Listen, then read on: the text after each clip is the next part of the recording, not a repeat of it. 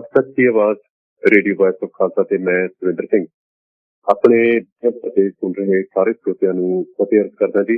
ਵਾਹਿਗੁਰੂ ਜੀ ਕਾ ਖਾਲਸਾ, ਵਾਹਿਗੁਰੂ ਜੀ ਕੀ ਫਤਿਹ।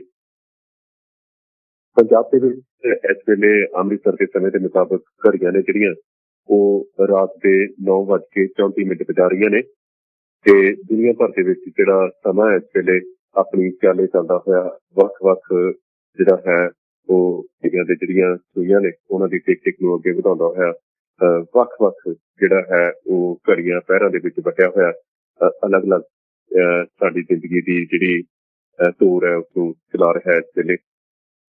ਸੋ ਦੁਨੀਆ ਦੇ ਵਿੱਚ ਭਾਵੇਂ ਅਸੀਂ ਕਿਸੇ ਵੀ ਮੁਲਕ ਦੇ ਵਿੱਚ ਬੈਠੇ ਇਸ ਵੇਲੇ ਆਪਣੀ ਜ਼ਿੰਦਗੀ ਦੀ ਕਹਾਣੀ ਸੁਲਝਾਉਣ ਦੇ ਵਿੱਚ ਲੱਗੇ ਹਾਂ, ਪਰ ਕਹਿੰਦੇ ਨੇ ਕਿ ਜੇ ਇਹ ਸਾਰਾ ਕੁਝ ਸਾਡੇ ਹੱਥ-ਵੱਸ ਹੁੰਦਾ ਤਾਂ ਅਸੀਂ ਜ਼ਰੂਰ ਜਿਹੜਾ ਹੈ ਰੱਬ ਦੇ ਨੇੜੇ ਪਹੁੰਚ ਕੇ ਕਿਤੇ ਨਾ ਕਿਤੇ ਰੱਬ ਨੂੰ ਚੈਲੰਜ ਕਰਦੇ। ਇਸੇ ਕਰਕੇ ਰੱਬ ਨੇ ਬਹੁਤ ਸਾਰੇ ਭੇਦ ਨੇ ਜਿਹੜੇ ਗੁਪਤ ਰੱਖੇ ਹੋਏ ਨੇ ਤੇ ਤਾਂ ਹੀ ਅਸੀਂ ਉਸ ਨੂੰ ਖੋਜਣ ਦੀ ਕੋਸ਼ਿਸ਼ ਕਰਦੇ ਹਾਂ, ਵਾਰ-ਵਾਰ ਅਸੀਂ ਉਸ ਨੂੰ ਜਾਣਨ ਦੀ ਕੋਸ਼ਿਸ਼ ਕਰਦੇ ਹਾਂ। ਪਰ ਸਾਡੇ ਆਪਣੇ ਜਿਹੜੇ ਚੌਗਿਰਦੇ ਦੇ ਵਿੱਚ ਸਾਡੇ ਆਪਣੇ ਆਲੇ ਦੁਆਲੇ ਸਾਡੇ ਆਪਣੇ ਕੁਝ ਸੱਜਣਾ ਮਿੱਤਰਾਂ ਨੇ ਕੁਝ ਤਸਵੀਰਾਂ ਰਾਹੀਂ, ਕੁਝ ਮੂਰਤੀਆਂ ਰਾਹੀਂ ਜਾਂ ਕੁਝ ਭਰਮ ਪਾਲ ਕੇ ਕੁਝ ਅਜਿਹਾ ਦਿਖਾਉਣ ਦੀ ਕੋਸ਼ਿਸ਼ ਕੀਤੀ ਹੈ ਕਿ ਅਸਲ ਰੱਬ ਆ ਤੇ ਤੁਸੀਂ ਇਸ ਨੂੰ ਮੱਥਾ ਟੇਕੋ। ਸਾਡੇ ਗੁਰੂ ਸਾਹਿਬਾਨ ਵੀ ਉਹਨਾਂ ਨੇ ਤਸਵੀਰਾਂ ਦੇ ਵਿੱਚ ਕਾਗਜ਼ਾਂ ਦੇ ਉੱਤੇ ਛਾਪ ਦਿੱਤੇ ਨੇ ਤੇ ਉਹਨਾਂ ਦੇ ਦੁਆਲੇ ਹੀ ਸਾਡੀ ਜਿਹੜੀ ਜ਼ਿਹਨ ਦੀ ਪੂਰੀ ਤਾਕਤ ਹੈ, ਪੂਰੀ ਸ਼ਕਤੀ ਹੈ, ਉਹਨਾਂ ਨੇ ਉਸੇ ਦੁਆਲੇ ਵਲ ਦਿੱਤੀ ਹੈ। ਸੋ ਉਸ ਵਲਵਲੇ ਨੂੰ ਤੋੜਨ ਦੀ ਜ਼ਰੂਰਤ ਹੈ ਤਾਂ ਕਿ ਅਸੀਂ ਉਸ ਤੋਂ ਬਾਹਰ ਨਿਕਲੀਏ, ਕਿਉਂਕਿ ਇਹ ਜਿਹੜਾ ਸਾਰਾ ਕੁਝ ਹੈ, ਤਸਵੀਰਾਂ ਨੂੰ ਅਸੀਂ ਮੱਥੇ ਟੇਕਦੇ ਹਾਂ ਜਾਂ ਕੁਝ ਅਜਿਹੀਆਂ ਥਾਵਾਂ ਤੇ ਜਾ ਕੇ ਅਸੀਂ ਮੱਥੇ ਟੇਕਦੇ ਹਾਂ, ਇਹ ਕਿਸੇ ਤੌਰ ਦੇ ਉੱਤੇ ਜਿਹੜਾ ਹੈ ਉਹ ਹਿੰਦੂ ਧਰਮ ਨਾਲ ਜੁੜਿਆ ਹੋਇਆ। ਹਿੰਦੂ ਧਰਮ 'ਚ ਆਸ ਹੈ ਪੱਥਰਾਂ ਨੂੰ ਪੂਜਣ ਦੀ, ਮੂਰਤੀਆਂ ਨੂੰ ਪੂਜਣ, ਅਸੀਂ ਉਸਦਾ ਜਿਹੜਾ ਹੈ ਵਿਰੋਧ ਨਹੀਂ ਕਰਦੇ, ਉਹ ਆਪਣੇ ਪੱਧਰ ਦੇ ਉੱਤੇ ਜੋ ਮਰਜ਼ੀ ਕਰਦੇ ਰਹਿਣ, ਪਰ ਸਾਨੂੰ ਆਪਣਾ ਜਿਹੜਾ ਵਿਲੱਖਣ ਜਿਹੜਾ ਸਰੂਪ ਹੈ ਜਾਂ ਵਿਲੱਖਣਤਾ ਬਖਸ਼ੀ ਹੈ ਗੁਰੂ ਸਾਹਿਬ ਨੇ, ਉਹਦੇ ਤੇ ਅੱਜ ਅਸੀਂ ਆਪਾਂ ਗੱਲ ਕਰਾਂਗੇ। ਅੱਜ ਦਾ ਜਿਹੜਾ ਸਾਡਾ ਵਿਸ਼ਾ ਉਹ ਹੈਗਾ ਜੀ ਹਮ ਹਿੰਦੂ ਨਹੀਂ। ਹਮ ਹਿੰਦੂ ਨਹੀਂ, ਇਸ ਵਿਸ਼ੇ ਦੇ ਉੱਤੇ ਆਪਾਂ ਅੱਜ ਗੱਲਬਾਤ ਕਰਾਂਗੇ। ਬਸ ਕਾਫੀ ਪੇਚੀਦਾ ਹੈ ਕਿ ਗੱਲਬਾਤ ਕਾਫੀ ਜਿਹੜੀ ਹੈਗੀ ਹੈ ਉਹ ਮੈਂ ਕਹਿੰਦਾ ਕਿ ਨਾਜ਼ੁਕ ਹੈ ਮਸਲਾ ਕਾਫੀ, ਪਰ ਅਸੀਂ ਅੱਜ ਫਿਰ ਵੀ ਇਸ ਦੇ ਉੱਤੇ ਗੱਲਬਾਤ ਕਰਾਂਗੇ। ਹਮ ਹਿੰਦੂ ਨਹੀਂ ਇਹ ਕਿਤਾਬ ਬਹੁਤ ਸਮਾਂ ਪਹਿਲਾਂ ਅਸੀਂ ਦੇਖਦੇ ਹਾਂ ਕਿ 1897 ਦੇ ਵਿੱਚ ਸਭ ਤੋਂ ਪਹਿਲਾਂ ਭਾਈ ਕਾਨ੍ਹ ਸਿੰਘ ਨਾਭਾ ਹੋਰਾਂ ਨੇ ਲਿਖੀ ਹੈ ਕਿਤਾਬ, ਉਦੋਂ ਛਪੀ ਸੀ। ਬਹੁਤ ਜ਼ਿਆਦਾ ਚਰਚਾ ਦੇ ਵਿੱਚ ਰਹੀ ਇਹ ਕਿਤਾਬ ਤੇ ਮੈਂ ਕਹਿੰਦਾ ਕਿ ਬਿਲਕੁਲ ਅਸੀਂ ਦੇਖਦੇ ਹਾਂ ਕਿ ਇਸ ਤੋਂ ਬਾਅਦ ਜਿਹੜੀਆਂ ਹਿੰਦੂ ਜਮਾਤਾਂ ਸਨ ਉਹਨਾਂ ਨੂੰ ਕੱਚੀ ਕੱਪੜੀ ਅੱਗ ਲੈ ਤੇ ਉਹਨਾਂ ਨੇ ਭਾਈ ਸਾਹਿਬ ਦਾ ਵਿਰੋਧ ਕੀਤਾ ਤੇ ਭਾਈ ਸਾਹਿਬ ਦੇ ਖਿਲਾਫ ਇੱਕ ਅੰਗਰੇਜ਼ ਸਰਕਾਰ ਨੇ ਮੁਕੱਦਮਾ ਵੀ ਦਰਜ ਕੀਤਾ ਸੀ। ਸੋ ਅੱਜ ਅਸੀਂ ਇਸ ਵਿਸ਼ੇ ਦੇ ਉੱਤੇ ਗੱਲਬਾਤ ਕਰਾਂਗੇ। ਹਮ ਹਿੰਦੂ ਨਹੀਂ। ਹਮ ਹਿੰਦੂ ਨਹੀਂ ਕਿਤਾਬ ਬੜੀ ਦਿਲਚਸਪ ਕਿਤਾਬ ਹੈ, ਬਹੁਤ ਜਾਣਕਾਰੀ ਭਰਪੂਰ ਕਿਤਾਬ ਹੈ। ਇਸ ਨੂੰ ਪੜ੍ਹਨਾ ਚਾਹੀਦਾ ਸਾਨੂੰ ਸਾਰਿਆਂ ਨੂੰ, ਲੈ ਕੇ ਜਿੱਥੋਂ ਮੇਰੇ ਕੋਲ ਤਾਂ ਕਿਤਾਬ ਪਈ ਹੈ, ਪਰ ਇਸ ਕਿਤਾਬ ਨੂੰ ਹੌਲੀ ਹੌਲੀ ਖਤਮ ਕੀਤਾ ਜਾ ਰਿਹਾ ਤਾਂ ਕਿ ਇਹ ਸਾਡੇ ਹੱਥ ਨਾ ਲੱਗੇ। ਜੇ ਕਿਸੇ ਨੂੰ ਇਹ ਕਿਤਾਬ ਮਿਲਦੀ ਹੈ ਤਾਂ ਉਹ ਸਾਂਭ ਸਕਦਾ, ਇਸ ਨੂੰ ਖਰੀਦ ਕੇ ਕਿਤੋਂ ਵੀ ਮਿਲੇ, ਇਸ ਨੂੰ ਸਾਂਭਣਾ ਜ਼ਰੂਰੀ ਹੈ, ਸਾਡਾ ਫਰਜ਼ ਬਣ ਜਾਂਦਾ ਹੈ। ਸੋ ਆਪਣਾ ਪ੍ਰੋਗਰਾਮ ਸ਼ੁਰੂ ਕਰਦੇ ਹਾਂ ਜੀ। ਹਮ ਹਿੰਦੂ ਨਹੀਂ। ਸਾਡੇ ਨਾਲ ਸਾਡੇ ਜਿਹੜੇ ਸੱਜਣ ਨੇ, ਵੀਰ ਨੇ, ਵੱਖ-ਵੱਖ ਮੁਲਕਾਂ ਦੇ ਵਿੱਚ ਉਹ ਰਾਬਤਾ ਕਾਇਮ ਕਰ ਸਕਦੇ ਨੇ। ਫੋਨ ਲਾਈਨਾਂ ਸਾਡੀਆਂ ਖੁੱਲੀਆਂ ਨੇ 972 640 3002 ਤੇ ਸਾਡੇ ਅਮਰੀਕਾ ਵਾਲੇ ਜਿਹੜੇ ਸੱਜਣ ਨੇ ਉਹ ਕਾਲ ਕਰ ਸਕਦੇ ਨੇ। 6424 8355 ਤੇ ਕੈਨੇਡਾ ਵਾਲੇ ਵੀਰ ਨੇ ਜਿਹੜੇ ਉਹ ਕਾਲ ਕਰ ਸਕਦੇ ਨੇ। ਯੂਕੇ ਤੋਂ ਸਾਨੂੰ ਜੇ ਕਾਲ ਕਰਨੀ ਹੋਵੇ ਤਾਂ ਸਾਡਾ ਨੰਬਰ ਹੈ ਜੀ 0203 769 7430 ਅਤੇ ਆਸਟ੍ਰੇਲੀਆ ਤੋਂ ਜਿਹੜੇ ਸੱਜਣ ਸਾਨੂੰ ਕਾਲ ਕਰਨਾ ਚਾਹੁੰਦੇ ਹੋਣ ਉਹਨਾਂ ਦੇ ਲਈ ਵੀ ਸਾਡਾ ਇੱਕ ਨੰਬਰ ਹੈ 139 0084 230। ਤੋਂ ਬਹੁਤ ਨੰਬਰ 4 ਨੰਬਰ ਨੇ ਜੀ, 4 ਥਾਵਾਂ ਤੋਂ ਤੁਸੀਂ ਕਾਲ ਕਰ ਸਕਦੇ ਨੇ। ਇੰਡੀਆ ਦਾ ਨੰਬਰ ਅਸੀਂ ਜਲਦੀ ਤੁਹਾਨੂੰ ਉਪਲਬਧ ਕਰਾਵਾਂਗੇ। ਬਹੁਤ ਕਿਉਂਕਿ ਰੇਡੀਓ ਸਟੇਸ਼ਨ ਚਲਾਉਣਾ ਉਹ ਵੀ ਕਿਸੇ ਗੁਲਾਮ ਕੌਮ ਦੇ ਵੱਲੋਂ ਕਾਫੀ ਮੁਸ਼ਕਲ ਕਾਰਜ ਹੁੰਦਾ ਤੇ ਅਸੀਂ ਤਾਂ ਫਿਰ ਵੀ ਕਾਫੀ ਜਿਹੜਾ ਹੈ ਰਸਤਾ ਤੈਅ ਕਰ ਚੁੱਕੇ ਹਾਂ ਤੁਹਾਡੇ ਸਾਥ ਦੇ जरिए तुहाडे साथ करके ये सारा कुछ संभव होया। पर ये एहसास होता है जी जदों मुश्किल आउंदियां ने कि असीं गुलाम है, क्योंकि जे असीं आजाद हुंदे तां साडी आवाज़ सुण के वधिया तरीके नाल तुहाडे तक पहुंच गई। असीं लगातार कोशिश च कि वधिया इक्विपमेंट होण साडे कोल ते वधिया तर੍ਹਾਂ ਅਸੀਂ ਗੱਲ ਕਰ ਸਕੀਏ ਤੇ ਤੁਹਾਡੇ ਤੱਕ ਪਹੁੰਚੇ। ਗੱਲ ਜਦੋਂ ਸ਼ੁਰੂ ਕੀਤੀ ਤਸਵੀਰਾਂ ਤੋਂ ਸ਼ੁਰੂ ਕੀਤੀ ਸੀ ਗੁਰੂ ਸਾਹਿਬ ਨੂੰ ਕਾਗਜ਼ਾਂ ਦੇ ਉੱਤੇ ਛਾਪ ਕੇ ਫਿਰ ਉਹਨਾਂ ਨੂੰ ਪੈਰਾਂ ਦੇ ਵਿੱਚ ਰੋਲ ਕੇ ਕੁਝ ਜਿਹੜੇ ਵਿਰੋਧੀ ਤਾਕਤਾਂ ਨੇ ਉਹ ਇਹ ਦੱਸਣ ਦੀ ਕੋਸ਼ਿਸ਼ ਕਰਦੀਆਂ ਨੇ ਕਿ ਇਹ ਤੁਹਾਡੇ ਗੁਰੂ ਨੇ, ਆਹ ਦੇਖੋ ਅਸੀਂ ਰੋਕ ਰਹੇ ਹਾਂ। ਗੁੱਸਾ ਤਾਂ ਉਹਨਾਂ ਦੇ ਵਿੱਚ ਜਿਹੜੇ ਸੋਮਨਾਥ ਮੰਦਿਰ ਦੀ ਟੁੱਟ ਭੱਜ ਜਾਂ ਮੁਗਲਾਂ ਵੱਲੋਂ ਕੀਤੀਆਂ ਗਈਆਂ ਉਹਨਾਂ ਦੇ ਮੰਦਿਰਾਂ ਦੀਆਂ ਜਾਂ ਦੇਵੀ ਦੇਵਤਿਆਂ ਦੀਆਂ ਜਿਹੜੀਆਂ ਅਪਮਾਨ ਭਰੀਆਂ ਕਾਰਵਾਈਆਂ ਨੇ, ਗੁੱਸਾ ਤਾਂ ਉਹਨਾਂ ਦਾ। तो ਉਹਨਾਂ ਕੋਲ ਕੋਈ ਕਾਰਜ ਨਹੀਂ ਸੀ। ਉਹਨਾਂ ਨੇ ਫਿਰ ਸਟੱਡੀ ਕੀਤੀ ਹੈ ਸਾਰੇ ਕਾਰਜ ਦੇ ਉੱਤੇ ਕਿ ਸਿੱਖ ਧਰਮ ਜਿਹੜਾ ਹੈ, ਸਿੱਖਾਂ ਦੇ ਰਹਿਬਰ ਨੇ ਜਿਹੜੇ ਰਹਿਬਰ ਨੇ, ਉਹਨਾਂ ਦੀ ਬੇਪਤੀ ਜਾਂ ਬੇਇੱਜ਼ਤੀ ਕਰਨ ਦਾ ਤਰੀਕਾ ਕੀ ਹੋਵੇ। ਸੋ ਉਹਨਾਂ ਨੇ ਇੱਕ ਸਾਜ਼ਿਸ਼ ਦੇ ਤਹਿਤ ਇਹ ਸਾਰਾ ਕੁਝ ਲਿਆਂਦਾ ਸਾਡੇ ਸਾਹਮਣੇ। 1970 ਦੇ ਵਿੱਚ ਗੁਰੂ ਸਾਹਿਬਾਨ ਦੀਆਂ ਜਿਹੜੀਆਂ ਤਸਵੀਰਾਂ ਸਨ ਉਹਨਾਂ ਨੂੰ ਸ਼੍ਰੋਮਣੀ ਕਮੇਟੀ ਨੇ ਇਜਾਜ਼ਤ ਦਿੱਤੀ ਬਣਾਉਣ ਦੀ, ਤੇ ਉਸ ਤੋਂ ਬਾਅਦ ਅਸੀਂ ਦੇਖਦੇ ਹਾਂ ਸਾਡੇ ਜਜ਼ਬਾਤਾਂ ਨੂੰ, ਧਾਰਮਿਕ ਜਜ਼ਬਾਤਾਂ ਨੂੰ ਛੇੜਿਆ ਜਾਂਦਾ, ਭੜਕਾਉਣ ਦੀ ਕੋਸ਼ਿਸ਼ ਕੀਤੀ ਜਾਂਦੀ ਹੈ। ਸਾਡੇ ਨੌਜਵਾਨ ਨੇ ਜਿਹੜੇ ਅੱਜ ਦੇ ਜੇ ਕੋਈ ਕਿਸੇ ਗੁਰੂ ਸਾਹਿਬ ਦੀ ਤਸਵੀਰ ਨੂੰ ਕੋਈ ਦੇਖ ਕੇ ਪੈਰਾਂ ਦੇ ਵਿੱਚ ਰੁਲਦਾ ਜਾਂ ਹੋਰ, ਉਹ ਉਹਨਾਂ ਦੇ ਜਜ਼ਬਾਤ ਬਹੁਤ ਜਲਦੀ ਭੜਕ ਜਾਂਦੇ ਨੇ। ਸੋ ਇਹ ਗੱਲ ਸ਼ੁਰੂ ਕਰਦੇ ਹਾਂ। ਹਮ ਹਿੰਦੂ ਨਹੀਂ, ਇੱਕ ਇਤਿਹਾਸਕ ਤੱਥ ਤੋਂ ਮੁਨਕਰ ਨਹੀਂ ਹੋਇਆ ਜਾ ਸਕਦਾ। ਗੁਰੂ ਨਾਨਕ ਦੇਵ ਜੀ ਵੱਲੋਂ ਤੀਜਾ ਪੰਥ ਚਲਾਉਣ ਤੋਂ ਲੈ ਕੇ ਗੁਰੂ ਗੋਬਿੰਦ ਸਿੰਘ ਜੀ ਵੱਲੋਂ ਖਾਲਸਾ ਪੰਥ ਦੀ ਜਿਹੜੀ ਸਿਰਜਣਾ ਤੱਕ ਸਿੱਖੀ ਦੇ ਘੇਰੇ 'ਚ ਆਏ ਜ਼ਿਆਦਾਤਰ ਲੋਕਾਂ ਦਾ ਜਿਹੜਾ ਪਿਛੋਕੜ ਸੀ ਉਹ ਹਿੰਦੂ ਸੀ। ਇਸ ਗੱਲ ਤੋਂ ਨਾ ਤੁਸੀਂ ਇਨਕਾਰ ਕਰ ਸਕਦੇ ਹੋ, ਨਾ ਅਸੀਂ ਇਨਕਾਰ ਕਰ ਸਕਦੇ ਹਾਂ। ਹਿੰਦੂ ਦੇ ਅਰਥ ਕੀ ਨੇ ਜਾਂ ਹੋਰ ਨੇ, ਆਪਾਂ ਉਹਦੇ 'ਚ ਡੂੰਘਾਈ ਨਹੀਂ ਜਾਂਦੇ। ਮੈਂ ਕਈ ਵਾਰ ਦੱਸ ਚੁੱਕਿਆ, ਮਸਲਾ ਜਿਹੜਾ ਹੈ ਲੰਬਾ ਚਲਾ ਜਾਏਗਾ। ਸਿੱਖ ਪੰਥ ਦੇ ਅੰਦਰ ਸ਼ਾਮਲ ਹੋਏ ਇਹ ਜਿਹੜੇ ਤੱਤ ਸਨ ਨਾ, ਹਿੰਦੂ ਤੱਤ, ਇਹ ਆਪਣੇ ਵਿਸ਼ਵਾਸਾਂ, ਸੰਸਕਾਰਾਂ ਔਰ ਰਸਮਾਂ ਰਿਵਾਜ਼ਾਂ ਪੱਖੋਂ ਹਿੰਦੂ ਸਮਾਜ ਨਾਲ ਬਹੁਤ ਗੂੜੇ ਰੂਪ 'ਚ ਜੁੜੇ ਹੋਏ ਸਨ, ਬੜੇ ਪੱਕੇ। ਜਿਵੇਂ ਜਿਵੇਂ ਸਿੱਖ ਪੰਥ ਦਾ ਜਿਹੜਾ ਨਿਵੇਕਲਾ ਸਰੂਪ ਉਗੜਦਾ ਗਿਆ, ਉਹ ਆਪਣਾ ਆਕਾਰ ਗ੍ਰਹਿਣ ਕਰਦਾ ਗਿਆ, ਉਸਦੀ ਸ਼ਕਲ ਸੂਰਤ ਬਣਦੀ ਗਈ ਤੇ ਇਸ ਦੀ ਜਿਹੜੀ ਆਜ਼ਾਦ ਹਸਤੀ ਸਥਾਪਿਤ ਹੁੰਦੀ ਗਈ, ਤਾਂ ਹਿੰਦੂਵਾਦ ਨਾਲੋਂ ਸੋਚ ਤੇ ਸੰਸਕਾਰਾਂ ਦੇ ਪੱਖੋਂ ਮੁਕੰਮਲ ਰੂਪ 'ਚ ਇਹਦਾ ਤੋੜ ਵਿਛੋੜਾ ਕਰਨ ਤੋਂ ਇਨਕਾਰੀ ਤੱਤਾਂ ਨੇ ਇਸ ਅਮਲ ਦੇ ਵਿਰੋਧ ਤੇ ਬਰਾਬਰ ਖੜਨਾ ਸ਼ੁਰੂ ਕਰਤਾ। ਬਹੁਤ ਧਿਆਨ ਦੇਣ ਵਾਲੀ ਗੱਲ ਹੈ। ਇਹ ਵਿਰੋਧ ਕਰਨਾ ਸ਼ੁਰੂ ਕਰ ਦਿੱਤਾ ਇਹਨਾਂ ਤਾਕਤਾਂ ਨੇ। ਇਹ ਵਿਰੋਧ ਸ਼ੰਕਿਆਂ ਦੇ ਰੂਪ 'ਚ ਗੁਰੂ ਨਾਨਕ ਦੇਵ ਜੀ ਦੇ ਸਮੇਂ ਤੋਂ ਸ਼ੁਰੂ ਹੋ ਗਿਆ ਸੀ। ਗੁਰੂ ਗੋਬਿੰਦ ਸਿੰਘ ਜੀ ਸਮੇਂ ਖਾਲਸੇ ਦੀ ਸਿਰਜਣਾ ਨਾਲ ਇਹ ਵਿਰੋਧ ਖੁੱਲ੍ਹਾ ਰੂਪ ਧਾਰਨ ਕਰ ਗਿਆ। ਵਿਰੋਧ ਤਾਂ ਪਹਿਲਾਂ ਹੀ ਸੀ, ਪਰ ਉਦੋਂ ਇਹ ਵਿਰੋਧ ਠੰਡੀ ਜੰਗ ਸੀ। ਜਿਵੇਂ ਕਹਿੰਦੇ ਕੋਲਡ ਵਾਰ ਮੁਲਕਾਂ 'ਚ ਚੱਲਦੀ ਹੁੰਦੀ ਹੈ, ਸਿਰਫ ਬਿਆਨਬਾਜ਼ੀ ਤੇ ਆਧਾਰਿਤ ਹੁੰਦਾ ਸੀ। ਬਿਆਨਬਾਜ਼ੀ ਤੇ ਆਧਾਰਿਤ ਜਿਹੜੀ ਆਪਸੀ ਖਿੱਚ ਧੂ ਹੁੰਦੀ ਹੈ ਨਾ, ਉਹਨੂੰ ਕੋਲਡ ਵਾਰ ਕਹੀਦਾ। ਸੋ ਇਹ ਪਹਿਲਾਂ ਗੁਰੂ ਗੋਬਿੰਦ ਸਿੰਘ ਜੀ ਤੱਕ ਗੁਰੂ ਨਾਨਕ ਦੇਵ ਜੀ ਤੋਂ ਲੈ ਕੇ ਇੱਕ ਸ਼ਬਦੀ ਜੰਗ ਸੀ ਤੇ ਖੁੱਲੇ ਰੂਪ 'ਚ ਨਹੀਂ ਸੀ। ਪਰ ਖਾਲਸੇ ਦੀ ਸਿਰਜਣਾ ਵਿੱਚ ਉਦੋਂ ਇਹ ਵਿਰੋਧ ਸਾਡੇ ਸਾਹਮਣੇ ਰੂਪ 'ਚ ਜ਼ਾਹਰ ਹੁੰਦਾ। ਪੁਰਾਣੇ ਜਿਹੜੇ ਸਿੱਖ ਇਤਿਹਾਸ ਤੇ ਪਰੰਪਰਾ ਸੰਬੰਧੀ ਜਿਹੜੀਆਂ ਲਿਖਤਾਂ ਸਾਨੂੰ ਮਿਲਦੀਆਂ ਨੇ, ਕੋਇਰ ਸਿੰਘ ਵੱਲੋਂ ਜਿਹੜੀ ਲਿਖੀ ਗਈ ਗੁਰੂ ਬਿਲਾਸ ਪਾਤਸ਼ਾਹੀ 10ਵੀਂ ਤੇ ਸੈਨਾਪਤੀ ਦੀ ਜਿਹੜੀ ਇੱਕ ਸ਼੍ਰੀ ਗੁਰੂ ਸੋਭਾ, ਉਹਦੇ ਤੋਂ ਇਹ ਕਬੂਲਣਯੋਗ ਸਾਨੂੰ ਸਬੂਤ ਮਿਲਦੇ ਨੇ ਕਿ ਗੁਰੂ ਗੋਬਿੰਦ ਸਿੰਘ ਜੀ ਵੱਲੋਂ ਖਾਲਸਾ ਪੰਥ ਦੀ ਸਿਰਜਣਾ ਦੇ ਮੌਕੇ ਸਿੱਖ ਪੰਥ ਅੰਦਰ ਦੇ ਜਿਹੜੇ ਕਾਫੀ ਸਾਰੇ ਤੱਤਾਂ ਨੇ ਆਪਣੇ ਹਿੰਦੂ ਸੰਸਕਾਰਾਂ ਕਰਕੇ ਖਾਲਸਾ ਪੰਥ 'ਚ ਸ਼ਾਮਲ ਹੋਣ ਤੋਂ ਇਨਕਾਰ ਕਰ ਦਿੱਤਾ ਸੀ ਤੇ ਖੁੱਲ੍ਹਮ ਖੁੱਲ੍ਹਾ ਇਨਕਾਰ ਕੀਤਾ ਸੀ। ਇਹ ਜਿਹੜਾ ਵਤੀਰਾ ਜ਼ਿਆਦਾ ਕਰਕੇ ਜਿਹੜੀਆਂ ਉੱਚ ਜਾਤੀਆਂ ਸਨ, ਮਤਲਬ ਜਿਹੜੇ ਆਪਣੇ ਆਪ ਨੂੰ ਸਵਰਨ ਜਾਤੀਆਂ ਸਮਝਦੇ ਸਨ, ਜਿਹੜੇ ਬ੍ਰਾਹਮਣਾਂ ਤੋਂ ਵੀ ਆਏ ਹੋ ਸਕਦੇ ਨੇ ਕੁਛ, ਤੇ ਜੱਟਾਂ ਦੀਆਂ ਕੁਛ ਉੱਚ ਜਾਤੀਆਂ ਸਨ, ਉਹਨਾਂ ਦੇ ਵਰਗਾਂ ਵੱਲੋਂ ਇਹ ਤੀਰਾ ਅਪਣਾਇਆ ਗਿਆ ਕਿ ਦਿੱਲੀ ਦੀ ਸਿੱਖ ਸੰਗਤ ਦੇ ਜਿਹੜੇ ਅਖੌਤੀ ਉੱਚ ਜਾਤੀ ਵਰਗਾਂ ਨੇ ਅਸੀਂ ਦੇਖਦੇ ਹਾਂ, ਉਹਨਾਂ ਤੇ ਇਹ ਜਿਹੜਾ ਸੀ ਵਤੀਰਾ ਇਹ ਵੀ ਅਪਣਾਇਆ।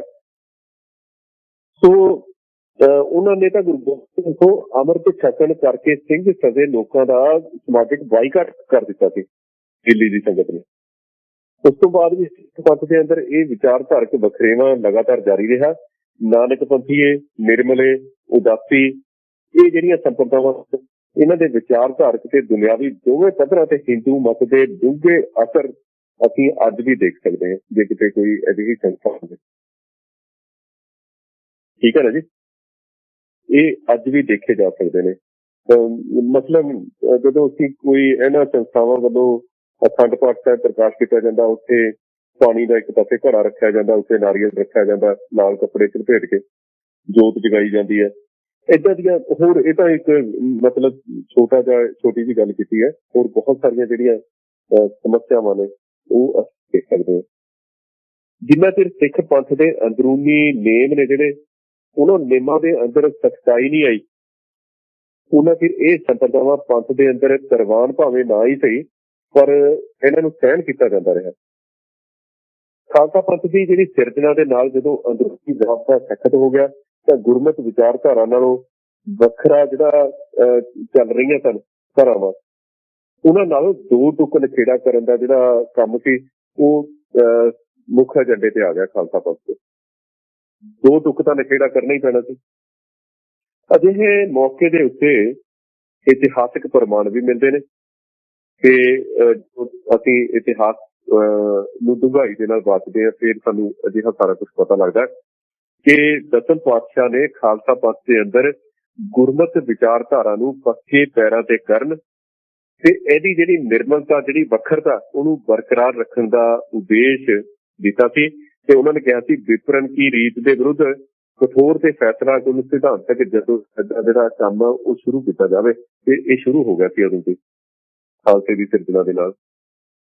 ਪਰ ਇੱਕ ਗੱਲ ਹੋਰ ਹੈ, ਉਸ ਵੇਲੇ ਖਾਲਸੇ ਦੀ ਮੁਗਲ ਸ਼ਾਹੀ ਦੇ ਨਾਲ ਲੜਾਈ ਸ਼ੁਰੂ ਹੋ ਗਈ। ਹੋਣੀ ਭਰਪੂਰ ਟੱਕਰ ਜਿਹਨੂੰ ਆਪਾਂ ਕਹਿੰਦੇ ਉਹ ਸ਼ੁਰੂ ਹੋ ਗਈ। ਜ਼ਿੰਦਗੀ ਮੌਤ ਦੇ ਸੰਘਰਸ਼ ਨੇ ਖਾਲਸਾ ਪੰਥ ਅੰਦਰਲੇ ਇਹਨਾਂ ਸਿਧਾਂਤਕ ਬਖੇੜਿਆਂ ਨੂੰ ਪਿੱਛੇ ਧੱਕ ਦਿੱਤਾ, ਇਹ ਮੱਧਮ ਪੈ ਗਏ ਤੇ ਇਹ ਜਿਹੜੀ ਹਾਲਤ ਸੀ ਬਹੁਤ ਜ਼ਿਆਦਾ ਸਮੇਂ ਤੱਕ ਜਾਰੀ ਰਹੀ, ਘੱਟੋ ਘੱਟ ਇੱਕ ਸਦੀ ਤੱਕ ਜਾਰੀ ਰਹੀ।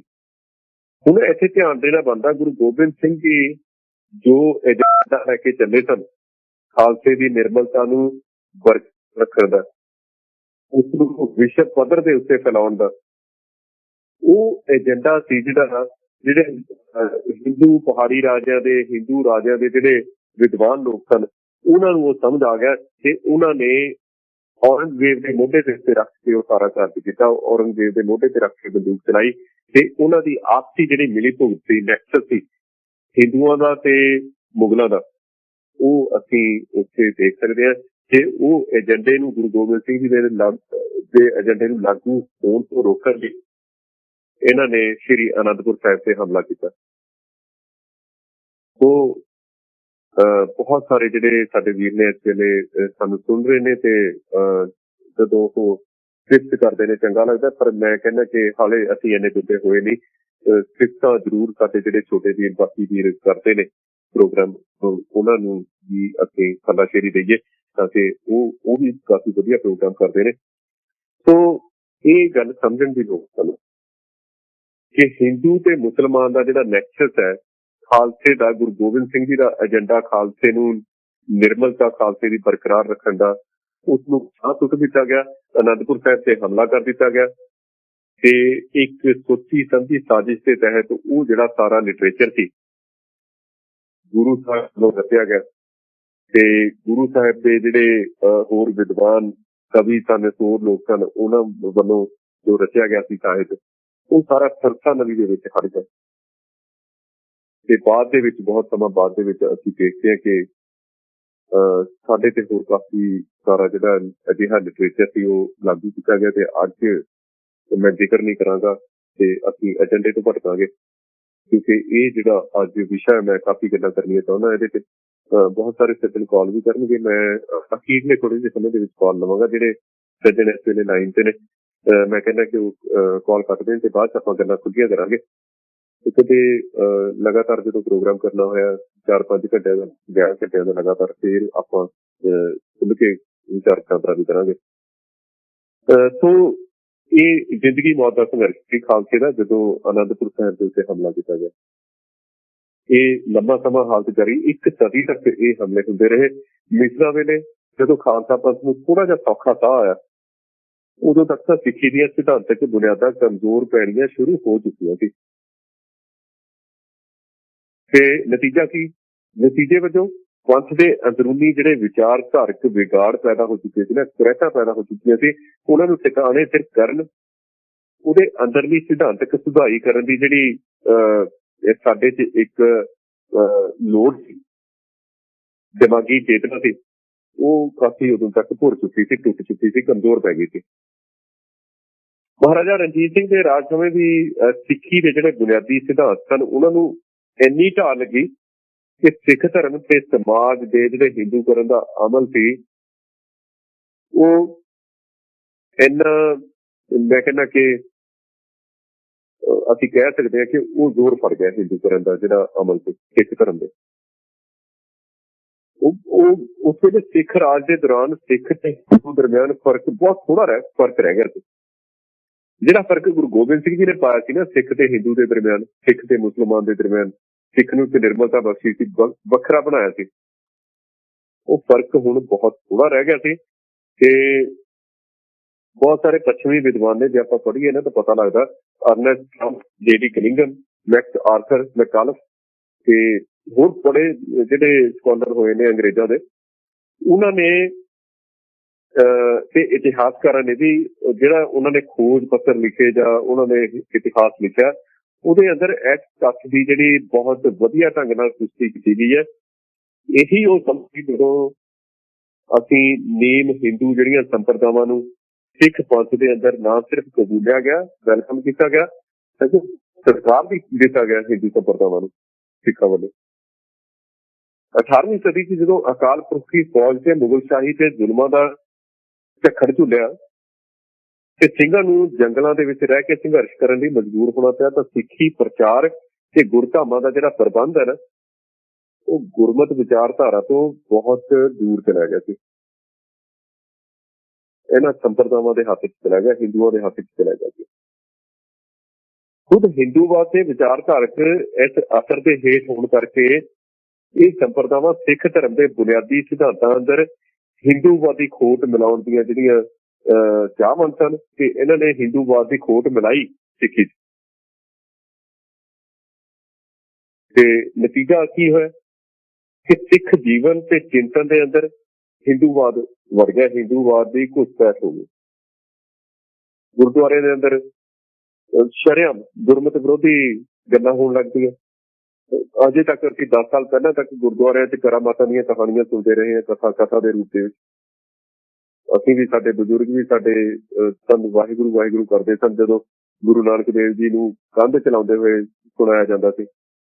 ਮਰਦਾਨੇ ਨੂੰ ਕਿਹਾ ਜਾਂਦਾ ਸੀ ਅੱਖਾਂ ਵਿੱਚੋਂ, ਮਰਦਾਨਾ ਅੱਖਾਂ ਬੰਦ ਕਰਦਾ ਸੀ, ਗੁਰੂ ਸਾਹਿਬ ਕਹਿੰਦੇ ਸੀ ਅੱਖਾਂ ਖੋਲੋ, ਮਰਦਾਨਾ ਅੱਖਾਂ ਖੋਲਦਾ ਸੀ, ਦੇਖਦਾ ਸੀ ਕਿ ਨਨਕਾਣੇ ਤੋਂ ਪਲ ਭਰ ਦੇ ਵਿੱਚ ਅੱਖਾਂ ਬੰਦ ਕਰਕੇ ਬਗਦਾਦ ਪਹੁੰਚ ਗਏ। ਇਹੋ ਜਿਹੀਆਂ ਕਹਾਣੀਆਂ ਸੁਣਾਈਆਂ ਜਾਂਦੀਆਂ ਸੀ। ਹਿੰਦੂਵਾਦ ਦਾ ਅਰਥ ਨਹੀਂ ਤਾਂ ਇਹ ਹੋਰ ਕੀ ਸੀ। ਸੋ ਗੁਰੂ ਸਾਹਿਬਾਨ ਦੀਆਂ ਜੀਵਨੀਆਂ, ਉਹਨਾਂ ਦੀਆਂ ਜੀਵਨੀਆਂ ਤੇ ਆਧਾਰਿਤ ਤੇ ਉਹਨਾਂ ਦੇ ਵਿਚਾਰਾਂ ਦੇ ਕਾਰਨਾਮਿਆਂ ਨੂੰ ਹਿੰਦੂਵਾਦੀ ਨਜ਼ਰੀਏ ਤੋਂ ਪੇਸ਼ ਕਰਨ ਦੀ ਇਹ ਇੱਕ ਰੀਤ ਪ੍ਰਚਲਿਤ ਹੋ ਗਈ ਸੀ। ਅਸੀਂ, ਮੈਨੂੰ ਲੱਗਦਾ ਕਈ ਗੁਰਦੁਆਰਿਆਂ ਦੇ ਵਿੱਚ ਏਦਾਂ ਦੀਆਂ ਕਹਾਣੀਆਂ ਸੁਣਾਈਆਂ ਜਾਂਦੀਆਂ ਹਨ। ਸਿੱਖ ਰਹੁ ਰੀਤਾਂ ਦੇ ਉਲਟ ਹਿੰਦੂ ਰਸਮਾਂ ਨੂੰ ਖੁੱਲੀ ਮਾਨਤਾ ਦਿੱਤੀ ਗਈ। ਹਿੰਦੀ ਰੀਤੇ ਸਿੱਖਾਂ ਨੇ ਵੀ ਸ਼ਬਦ ਗੁਰੂ ਦੇ ਅਦੁੱਤੀ ਸਿਧਾਂਤ ਦੀ ਅਵੱਗਿਆ ਕੀਤੀ ਤੇ ਗੁਰੂ ਗ੍ਰੰਥ ਸਾਹਿਬ ਦੀ ਮੂਰਤੀ ਪੂਜਾ ਦਾ ਅਮਲ ਆਰੰਭ ਹੋ ਗਿਆ। ਤੇ ਅੱਜ ਅਸੀਂ ਦੇਖਦੇ ਹਾਂ ਖਾਲਸਾ ਜੀ, ਹੁਣ ਅਸੀਂ ਟੀਵੀ ਤੇ ਦੇਖਦੇ ਹਾਂ, PTC ਚੈਨਲ ਤੇ ਸਵੇਰੇ ਕੀ ਹੁੰਦਾ ਕਿ ਜਾਤ ਪਾਤ, ਬੁੱਤ ਪੂਜਾ, ਅੰਧ ਵਿਸ਼ਵਾਸ ਤੇ ਵਹਿਮ ਪ੍ਰਸਤੀ ਜਿਹੜੀਆਂ ਬ੍ਰਾਹਮਣਵਾਦੀ ਲਾਹਨਤਾਂ ਨੇ ਸਿੱਖ ਸਮਾਜ ਨੂੰ ਪੂਰੀ ਤਰ੍ਹਾਂ ਦੁਬਾਰਾ ਆਪਣੀ ਗਿਰਫਤ 'ਚ ਲੈ ਲਿਆ, ਆਪਣੀ ਜਕੜ ਦੇ ਵਿੱਚ ਲੈ ਲਿਆ। ਜੋਤਿਸ਼, ਟੂਣੇ, ਮੰਤਰ, ਨਰਾਤੇ, ਵਰਤ, ਸ਼ਰਾਧ, ਗੂਗੇ ਮਾਰੀਆਂ ਦੀ ਪੂਜਾ, ਇਹ ਹਿੰਦੂ ਅਮਲ ਤੋਂ ਦੁਬਾਰਾ ਤੋਂ ਸਿੱਖ ਜੀਵਨ ਦਾ ਅੰਗ ਬਣ ਗਈ। ਤੇ ਇੱਕ ਸਾਡੇ ਲਿਖਾਰੀ ਨੇ, ਮੈਨੂੰ ਲੱਗਦਾ ਮੇਰੇ ਜੇ ਯਾਦ ਹੋਵੇ ਤਾਂ ਪ੍ਰੋਫੈਸਰ ਪ੍ਰੀਤਮ ਸਿੰਘ ਹੈ ਜੀ ਉਹਨਾਂ ਦਾ ਨਾਮ, ਉਹਨਾਂ ਨੇ ਲਿਖਿਆ ਇੱਕ ਥਾਂ ਦੇ ਉੱਤੇ, ਉਹ ਕਹਿੰਦੇ ਕਿ ਘੋਰ ਸੰਕਟ 'ਚ ਜਿਹੜੇ ਮੀਨੇ ਧੀਰ ਮੱਲੀਏ, ਰਾਮ ਰਾਈਏ ਤੇ ਉਦਾਸੀ ਜਾਂ ਬੇਦੀ ਤੇ ਸੋਢੀ ਧਰਮਸ਼ਾਲੀਏ ਵਾਂਗੂ ਘਰੋਂ ਬੇਘਰ ਨਹੀਂ ਤਾਂ ਹੋਏ, ਉਹ ਕਹਿੰਦੇ ਨੇ ਕਿ ਉਹਨਾਂ ਨੇ ਆਪਣਾ ਬਚਾਓ ਗੁਰਮਤ ਦੇ ਉਦਾਸ ਤੇ ਵਿਰਾਗੀ ਰੰਗ ਦੇ ਵਿੱਚ ਉਜਾਗਰ ਕਰਨ, ਇਹਦੀ ਵਿਦਾਂਤ ਦੇ ਮੁਤਾਬਕ ਵੇਦਾਂ ਦੇ ਮੁਤਾਬਕ ਵਿਆਖਿਆ ਕਰਨ ਤੇ ਇਹਨੂੰ ਵੇਦ ਤੋਂ ਗੀਤਾ ਤੱਕ ਦੇ ਮੁਤਾਬਕ ਦੱਸਣ ਤੇ ਸਮਝਿਆ। ਸੋ ਇਹ ਜਿਹੜੇ ਲੋਕ ਸਨ, ਜਿਵੇਂ ਅੱਜ ਵੀ ਬਹੁਤ ਸਾਰੇ ਲੋਕ ਨੇ ਜਿਹੜੇ ਬਾਦਲ ਡਰਦੇ ਨੇ ਜਾਂ ਜਿਹੜੇ ਸਰਕਾਰ ਤੋਂ ਡਰਦੇ ਨੇ, ਕੱਚੇ ਮਨਾਂ ਵਾਲੇ ਨੇ, ਕਮਜ਼ੋਰ ਮਨਾਂ ਵਾਲੇ ਨੇ ਲੋਕ, ਉਹ ਅੱਜ ਵੀ ਚਾਰ ਜਿੱਥੇ ਹਿੰਦੂ ਬੈਠੇ ਹੋਣ ਜਾਂ ਜਿੱਥੇ ਉਹਨਾਂ ਨੂੰ ਕੁਝ ਲਾਲਚ ਹੋਵੇ, ਉਹ ਕਹਿ ਦਿੰਦੇ ਨੇ ਕਿ ਇਹ ਤਾਂ ਵੇਦਾਂ ਦਾ ਨਿਚੋੜ ਹੈ ਜੀ, ਗੁਰੂ ਗ੍ਰੰਥ ਸਾਹਿਬ ਦਾ। ਉਹ ਆਪਣੇ ਵੱਲੋਂ ਵੱਡੀ ਗੱਲ ਵੀ ਕਰਨ ਦੀ ਕੋਸ਼ਿਸ਼ ਕਰਦੇ ਨੇ ਕਿ ਸਾਰੇ ਧਰਮਾਂ ਦੇ ਵੇਦਾਂ ਦਾ ਨਿਚੋੜ ਹੈ। ਦੂਜੇ ਪਾਸੇ ਇਹ ਵੀ ਕਹਿ ਦਿੰਦੇ ਨੇ ਕਿ ਜੀ ਜੋ ਵੇਦਾਂ 'ਚ ਗੱਲ ਆ ਉਹੀ ਗੁਰੂ ਗ੍ਰੰਥ ਸਾਹਿਬ ਦਾ। ਇਹ ਦੇਖੋ ਉਹੀ ਕੰਮ ਜਿਹੜਾ ਇਹ ਕਰ ਰਹੇ ਨੇ, ਧੀਰਵੰਡੀਆਂ ਤੋਂ, ਰਾਮ ਰਾਈਆਂ ਤੋਂ, ਸੋਢੀਏ ਧਰਮਸ਼ਾਲੀਆਂ ਤੋਂ ਘੱਟ ਨਹੀਂ ਹੈਗਾ। ਇਹ ਉਹਨਾਂ ਨੂੰ ਸੋਚ ਲੈਣਾ ਚਾਹੀਦਾ। ਹੁਣ ਇਹ ਦੇਖੋ, ਮੈਂ ਤਾਂ ਛੋਟਾ ਮੂੰਹ ਵੱਡੀ ਗੱਲ ਵਾਲੀ ਗੱਲ ਕਰਦਾ, ਗੁਰੂ ਕਿਰਪਾ ਕਰੇਗਾ ਮੇਰੇ ਤੇ ਵੀ, ਤੇ ਅਸੀਂ ਵੀ ਗੁਰੂ ਸਾਹਿਬ ਦੇ ਲੜ ਲੱਗਾਂਗੇ। ਤੁਸੀਂ ਅਰਦਾਸ ਕਰਿਆ ਕਰੋ ਕਿ ਜਲਦੀ ਉਹ ਸਮਾਂ ਆਵੇ। ਪਰ ਕਹਿੰਦੇ ਨੇ ਕਿ ਸਮਾਂ ਆਉਂਦਿਆਂ ਆਉਂਦਿਆਂ ਆਉਂਦਾ ਤੇ ਗੁਰੂ ਦੀ ਕਿਰਪਾ ਜਦੋਂ ਹੁੰਦੀ ਹੈ ਫਿਰ ਆਪਣੇ ਆਪ ਹੀ ਹੋ ਜਾਂਦੀ ਹੈ। ਕੋਸ਼ਿਸ਼ ਕਰਦੇ ਹਾਂ ਅਸੀਂ। ਸੋ ਇਹ ਲੋਕ ਜਿਹੜੇ ਗੱਲ ਕਰਦੇ ਨੇ ਕਿ ਗੁਰੂ ਗ੍ਰੰਥ ਸਾਹਿਬ ਨੂੰ ਵੇਦਾਂ ਦਾ ਨਿਚੋੜ ਦੱਸਣ ਵਾਲੀ ਜਾਂ ਵੇਦਾਂ ਵਾਲੀ ਜਿਹੜੀ ਉਹਦੇ ਚ ਦੱਸਦੇ ਨੇ ਕਿ ਸਮੱਗਰੀ ਹੈ, ਇਹ ਵੀ ਰਾਮ ਰਾਈਆਂ ਧੀਰਬੰਦੀਆਂ ਤੋਂ ਘੱਟ ਨਹੀਂ ਹੈਗੇ ਲੋਕ। ਬਹੁਤ ਸਾਰੇ ਜਿਹੜੇ ਲੋਕ ਨੇ ਉਹ ਵੇਦ ਤੋਂ ਗੀਤਾ ਤੱਕ ਦੇ ਮੁਤਾਬਕ ਦੱਸਦੇ ਨੇ ਇਹਨਾਂ ਨੂੰ, ਤੇ ਜਿਸ ਵੱਡੇ ਪੱਧਰ ਤੇ ਦੇਸੀ ਸੰਸਕ੍ਰਿਤੀ ਦੇ ਅੰਦਰ ਰਹਿੰਦਿਆਂ ਹੋਇਆ ਗੁਰੂ ਸਾਹਿਬ ਨੇ ਆਪਣੇ ਨਵੇਂ ਧਾਰਮਿਕ ਸਮਾਜਿਕ ਤਜਰਬੇ ਨੂੰ ਸਿਰੇ ਚੜਾਉਣ ਦਾ ਸੰਕਲਪ ਕੀਤਾ ਸੀ ਨਾ, ਉਹੀ ਸੰਸਕ੍ਰਿਤੀ ਕੌੜੀ ਵੇਲਵਾਂਗ ਦੇ ਨਵੇਂ ਧਰਮ ਦੇ ਉੱਤੇ ਇਹ ਅਸੀਂ ਦੇਖਦੇ ਹਾਂ ਕਿ ਫੈਲਣ ਲੱਗ ਪਈ ਹੈ ਉਸੇ ਤਰੀਕੇ ਨਾਲ। ਇਹ ਸਾਡੇ ਸਾਹਮਣੇ ਹੈ ਜੀ ਸਾਰਾ ਕੁਝ। ਅਮਰਵੇਲ ਹੀ ਹੈ। ਦੇਖੋ ਕਹਿੰਦੇ ਜੇ ਹਰੇ ਦਰਖਤ ਤੇ ਵੀ ਚੜ੍ਹ ਜੇ ਤਾਂ ਉਹਦੇ ਚੋਂ ਹੀ ਉਹ ਚੂਸਦੀ ਹੈ, ਉਹਦਾ ਰਸ ਜੜ ਨਹੀਂ ਹੁੰਦੀ ਅਮਰਵੇਲ ਦੀ। ਤੇ ਬਿਲਕੁਲ ਉਸੇ ਤਰੀਕੇ ਹੈ ਇਹ ਰਲਿਆ ਮਿਲਿਆ ਨਤੀਜਾ ਹੈ ਇਸ ਗੱਲ ਦਾ ਕਿ ਮੁਗਲ ਸਰਦਾਰੀਆਂ ਦੇ ਨਮੂਨੇ ਤੇ ਸਿੱਖ ਸਰਦਾਰੀਆਂ ਬਣ ਗਏ। ਇਹ ਮੁਗਲ ਸਰਦਾਰੀਆਂ ਤੋਂ ਸਿੱਖ ਸਰਦਾਰੀਆਂ ਸ਼ੁਰੂ ਹੋਈਆਂ ਨੇ। ਗੁਰੂ ਦਸ਼ਮੇਸ਼ ਪਿਤਾ ਨੇ ਤਾਂ ਪਾਤਸ਼ਾਹੀਆਂ ਬਖਸ਼ੀਆਂ ਸਨ, ਸਾਨੂੰ ਭਾਈ ਤੇ ਬਾਬੇ ਦਾ ਰੁਤਬਾ ਦਿੱਤਾ ਸੀ। ਤੇ ਇਹ ਸਰਦਾਰ ਜਿਹੜਾ ਸ਼ਬਦ ਹੈ ਨਾ, ਇਹ ਮੁਗਲਾਂ ਤੋਂ ਚੱਲਿਆ ਤੇ ਮਿਸਰਾਂ ਦੇ ਜਿਹੜੇ ਸਰਦਾਰ ਹੋਏ ਨੇ ਉਹਨਾਂ ਨੇ ਇਹ ਸ਼ਬਦ ਉੱਥੋਂ ਲਿਆ। ਊਚ ਨੀਚ ਤੇ ਜਾਤ ਪਾਤ ਦਾ ਵਰਤਾਰਾ ਸ਼ੁਰੂ ਹੋ ਗਿਆ, ਸਮਾਧੀਆਂ ਦੀ ਮਾਨਤਾ ਸ਼ੁਰੂ ਹੋ ਗਈ, ਹਰਿਦੁਆਰ ਨੂੰ ਮੋਖ ਦੁਆਰ ਸਮਝਿਆ ਜਾਣ ਲੱਗਾ ਤੇ ਸ੍ਰੀ ਗੁਰੂ ਗ੍ਰੰਥ ਤੇ ਉਹਦੇ ਨਾਲ ਸੰਬੰਧਿਤ ਵਿਸ਼ਿਆਂ ਦੇ ਅਧਿਐਨ ਵਾਸਤੇ ਜਾਂ ਇਹਦੇ ਨਾਲ ਗੀਤਾ, ਹਨੂਮਾਨ ਨਾਟਕ ਤੇ ਏਕਾਦਸ਼ੀ ਮਹਾਤਮ ਵਰਗੀਆਂ ਜਿਹੜੀਆਂ ਪ੍ਰਚਲਿਤ ਇਹਨਾਂ ਦੀਆਂ ਕਿਤਾਬਾਂ ਨੇ ਹਿੰਦੂਆਂ ਦੀਆਂ, ਉਹਨਾਂ ਤੇ ਖੋਜ ਪੜਤਾਲ ਹੋਣ ਲੱਗ ਪਈ ਯੂਨੀਵਰਸਿਟੀਆਂ, ਕਾਲਜਾਂ ਤੇ ਗੁਰੂ ਗ੍ਰੰਥ ਸਾਹਿਬ ਦੀਆਂ ਲਿਖਤੀ ਪੀੜਾਂ ਦੇ ਸ਼ੁਰੂ ਤੇ ਅੰਤਲੇ ਜਿਹੜੇ ਪੰਨੇ ਉੱਤੇ ਸਵਾਸਤਿਕ ਦਾ ਨਿਸ਼ਾਨ ਬਣਾਇਆ ਜਾਣ ਲੱਗ ਪਿਆ। ਦੇਖੋ ਤੇ ਅੱਜ ਕੱਲ੍ਹ ਅਸੀਂ ਦੇਖਦੇ ਹਾਂ ਧੂਮੇ ਵਰਗੇ ਤੇ ਹੋਰ ਜਿਹੜੇ ਅਕਾਲੀ ਲੀਡਰ ਨੇ ਉਹ ਗੁਰੂ ਗ੍ਰੰਥ ਸਾਹਿਬ ਨੂੰ ਟੀਕੇ ਲਾਉਣ ਲੱਗ ਪਏ ਨੇ ਜੀ। ਇਹ ਗੱਲ ਸਾਡੇ ਸਾਹਮਣੇ ਹੈ। ਘਰਾਂ ਤੇ ਮੰਦਿਰਾਂ ਦੀਆਂ ਕੰਧਾਂ ਤੇ ਪੋਥੀਆਂ ਤੇ ਪੰਨਿਆਂ ਤੇ ਦੇਵੀ ਦੇਵਤਿਆਂ ਦੇ ਚਿੱਤਰੇ ਜਾਣ ਲੱਗ ਪਏ। ਤੇ ਅੱਜ ਵੀ ਅਸੀਂ ਦੇਖਦੇ ਹਾਂ ਕਿ ਬਾਬਾ ਅਟਲ ਰਾਏ ਦੀਆਂ ਜਿਹੜੀਆਂ ਕੰਧਾਂ ਨੇ ਅੰਦਰ ਅੰਮ੍ਰਿਤਸਰ ਸਾਹਿਬ, ਉੱਥੇ ਏਦਾਂ ਦੇ ਕੰਧ ਚਿੱਤਰ ਸਾਨੂੰ ਆਮ ਦੇਖਣ ਲਈ ਮਿਲ ਜਾਂਦੇ ਨੇ। ਤੇ 1984 ਤੋਂ ਪਹਿਲਾਂ ਅਕਾਲ ਤਖਤ ਸਾਹਿਬ ਦੀ ਜਿਹੜੀ ਇਮਾਰਤ ਸੀ ਉਹਦੇ ਚ ਵੀ ਏਦਾਂ ਦੇ ਚਿੱਤਰ ਕਾਫੀ ਸਨ। ਤੇ ਉਸ ਵੇਲੇ ਸਨ ਜਦੋਂ ਅੰਗਰੇਜ਼ ਨੇ ਪੰਜਾਬ ਤੇ ਕਬਜ਼ਾ ਕੀਤਾ ਤੇ ਗੁਰਦੁਆਰਿਆਂ ਤੇ ਮਹੰਤਾਂ ਦਾ ਕਬਜ਼ਾ ਕਰਵਾਇਆ ਅੰਗਰੇਜ਼ ਤੇ, ਹਿੰਦੂ ਮਹੰਤਾਂ ਦਾ। ਉਹਨਾਂ ਨੇ ਫਿਰ ਇਹ ਸਾਰਾ ਕੁਛ ਕੀਤਾ। ਹਾਲਤ ਇੱਥੋਂ ਤੱਕ ਪਹੁੰਚ ਗਈ ਸੀ ਕਿ ਦੇਵੀ ਦੇਵਤਿਆਂ ਦੀਆਂ ਮੂਰਤੀਆਂ ਹਰਿਮੰਦਰ ਸਾਹਿਬ ਦੀ ਜੂਹ ਦੇ ਵਿੱਚ ਆ ਵੜੀਆਂ। ਪਰਿਕਰਮਾ ਦੇ ਵਿੱਚ ਉਹਨਾਂ ਨੂੰ ਸਥਾਪਿਤ ਕਰ ਦਿੱਤਾ ਗਿਆ। ਅਕਾਲ ਤਖਤ ਦੀਆਂ ਕੰਧਾਂ ਤੇ ਰਾਮ ਤੇ ਕ੍ਰਿਸ਼ਨ ਦੀ ਲੀਲਾ ਚਿਤਰੀ ਗਈ। ਇਹ ਦਰਬਾਰ ਸਾਹਿਬ ਤੇ ਜਦੋਂ ਅਕਾਲ ਤਖਤ ਸਾਹਿਬ ਤੇ ਹਮਲਾ ਹੁੰਦਾ ਉਦੋਂ ਤੱਕ ਮੌਜੂਦ ਸੀ। ਜੋ ਸਿੱਖ ਸਰੂਪ ਕਦੇ ਸਿੱਖੀ ਦੀ ਵੱਖਰਤਾ ਨੂੰ ਦਰਸਾਉਂਦਾ ਸੀ, ਉਹਨੂੰ ਪ੍ਰਗਟ ਕਰਦਾ ਸੀ, ਉਹਦੀ ਪਛਾਣ ਦਾ ਜਿਹੜਾ ਨਿਸ਼ਾਨ ਤੇ ਉਹਦੇ ਆਪੇ ਦੇ ਪ੍ਰਗਟਾਵੇ ਦਾ ਸਾਧਨ ਹੁੰਦਾ ਸੀ, ਉਹ ਇੱਕ ਫਾਰਮੈਲਿਟੀ ਜੀ ਬਣ ਕੇ ਰਹਿ ਗਿਆ। ਤੇ ਜਿਹੜੀ ਮਰਿਆਦਾ ਹਿੰਦੂਆਂ ਦੀ ਸੀ, ਸਨਾਤਨ ਮਰਿਆਦਾ ਜਿਹਨੂੰ ਕਹਿੰਦੇ ਨੇ, ਤੇ ਸਿੱਖ ਮਰਿਆਦਾ 'ਚ ਕੋਈ ਮੈਨੂੰ ਲੱਗਦਾ ਬਹੁਤਾ ਫਰਕ ਨਹੀਂ ਸੀ ਰਿਹਾ। ਤੇ ਪੰਜਾਬ ਦੇ ਜਿਹੜੇ ਸਨਾਤਨਵਾਦੀ ਹੈ ਸਨਾਤਨਵਾਦ ਨੇ ਗੁਰੂ ਸਾਹਿਬਾਨ ਨੂੰ ਬਾਕੀ ਦੇ ਦੇਵੀ ਦੇਵਤਿਆਂ ਵਾਂਗ ਇਹ ਭਾਰਤ ਦੀ ਇੱਕ ਦੇਵਮਾਲਾ ਦੇ ਮਣਕੇ ਬਣਾ ਕੇ ਪੇਸ਼ ਕੀਤਾ। ਵੱਖ-ਵੱਖ ਕਈ ਕੈਲੰਡਰ ਛਪੇ ਨੇ ਏਦਾਂ ਦੇ, ਜਿਨ੍ਹਾਂ ਦੇ ਵਿੱਚ ਅਸੀਂ ਦੇਖ ਸਕਦੇ ਹਾਂ ਕਿ ਇਸ ਤਰ੍ਹਾਂ ਹੌਲੀ ਹੌਲੀ ਸਿੱਖ ਪੰਥ ਆਪਣੀ ਵੱਖਰੀ ਪਛਾਣ ਤੇ ਜਿਹੜੀ ਠੁੱਕ ਸੀ, ਟੌਰ ਸੀ, ਉਹ ਗਵਾ ਕੇ ਦੁਬਾਰਾ ਹਿੰਦੂਵਾਦੀ ਵਿਲਨ 'ਚ ਜਾ ਸਕਿਆ। 1849 'ਚ ਜਦੋਂ ਅੰਗਰੇਜ਼ ਪੰਜਾਬ 'ਤੇ ਕਾਬਜ਼ ਹੁੰਦਾ ਤਾਂ ਉਦੋਂ ਤੱਕ ਤਾਂ ਸਿੱਖੀ ਤੇ ਸਿੱਖਾਂ ਦਾ ਇਸ ਤਰ੍ਹਾਂ ਅਸੀਂ ਦੇਖਦੇ ਹਾਂ ਕਿ ਜਿਹੜਾ ਉਹਦੇ 'ਚ ਗਿਰਾਵਟ ਆ ਚੁੱਕੀ ਸੀ ਕਿ ਉਹਨੂੰ ਹਿੰਦੂਵਾਦ ਸਹਿਜੇ ਹੀ ਆਪਣੇ ਅਧਿਕਾਰ ਦੇ ਹੇਠ ਲੈ ਸਕਦਾ ਸੀ ਤੇ ਹੋਇਆ ਵੀ ਏਦਾਂ। ਸੋ ਮੈਕਾਲਫ ਇੱਕ ਅੰਗਰੇਜ਼ ਇਤਿਹਾਸਕਾਰ, ਉਹਨੇ ਲਿਖਿਆ ਕਿ ਸਿੱਖਾਂ ਤੇ ਹਿੰਦੂਆਂ ਦਰਮਿਆਨ ਕਹਿੰਦਾ ਨਖੇੜਾ ਕਰਨਾ ਮੁਸ਼ਕਲ ਹੋ ਗਿਆ ਸੀ। ਸਿੱਖ ਸਮਾਜ ਦੇ ਅੰਦਰ ਜਿਹੜਾ ਮਸ਼ਹੂਰ ਸੀ ਸਮਾਜਿਕ ਤੇ ਧਾਰਮਿਕ ਜੋ ਰਹਿਣੀ ਬਹਿਣੀ ਸੀ, ਉਹਦੀ ਆਲੋਚਨਾ ਸ਼ੁਰੂ 'ਚ ਮਹਾਰਾਜਾ ਰਣਜੀਤ ਸਿੰਘ ਦੇ ਕਾਰਜਕਾਲ ਦੇ ਦੌਰਾਨ ਹੀ ਸ਼ੁਰੂ ਹੋ ਗਈ ਸੀ। ਸਿੱਖ ਸਮਾਜ ਦੇ ਅੰਦਰ ਸੁਧਾਰਾਂ ਦੀ ਲੋੜ ਦਾ ਜਿਹੜਾ ਅਹਿਸਾਸ ਤਾਂ ਬਹੁਤ ਪਹਿਲਾਂ ਸੀ, ਹੋ ਗਿਆ ਸੀ ਸਾਨੂੰ।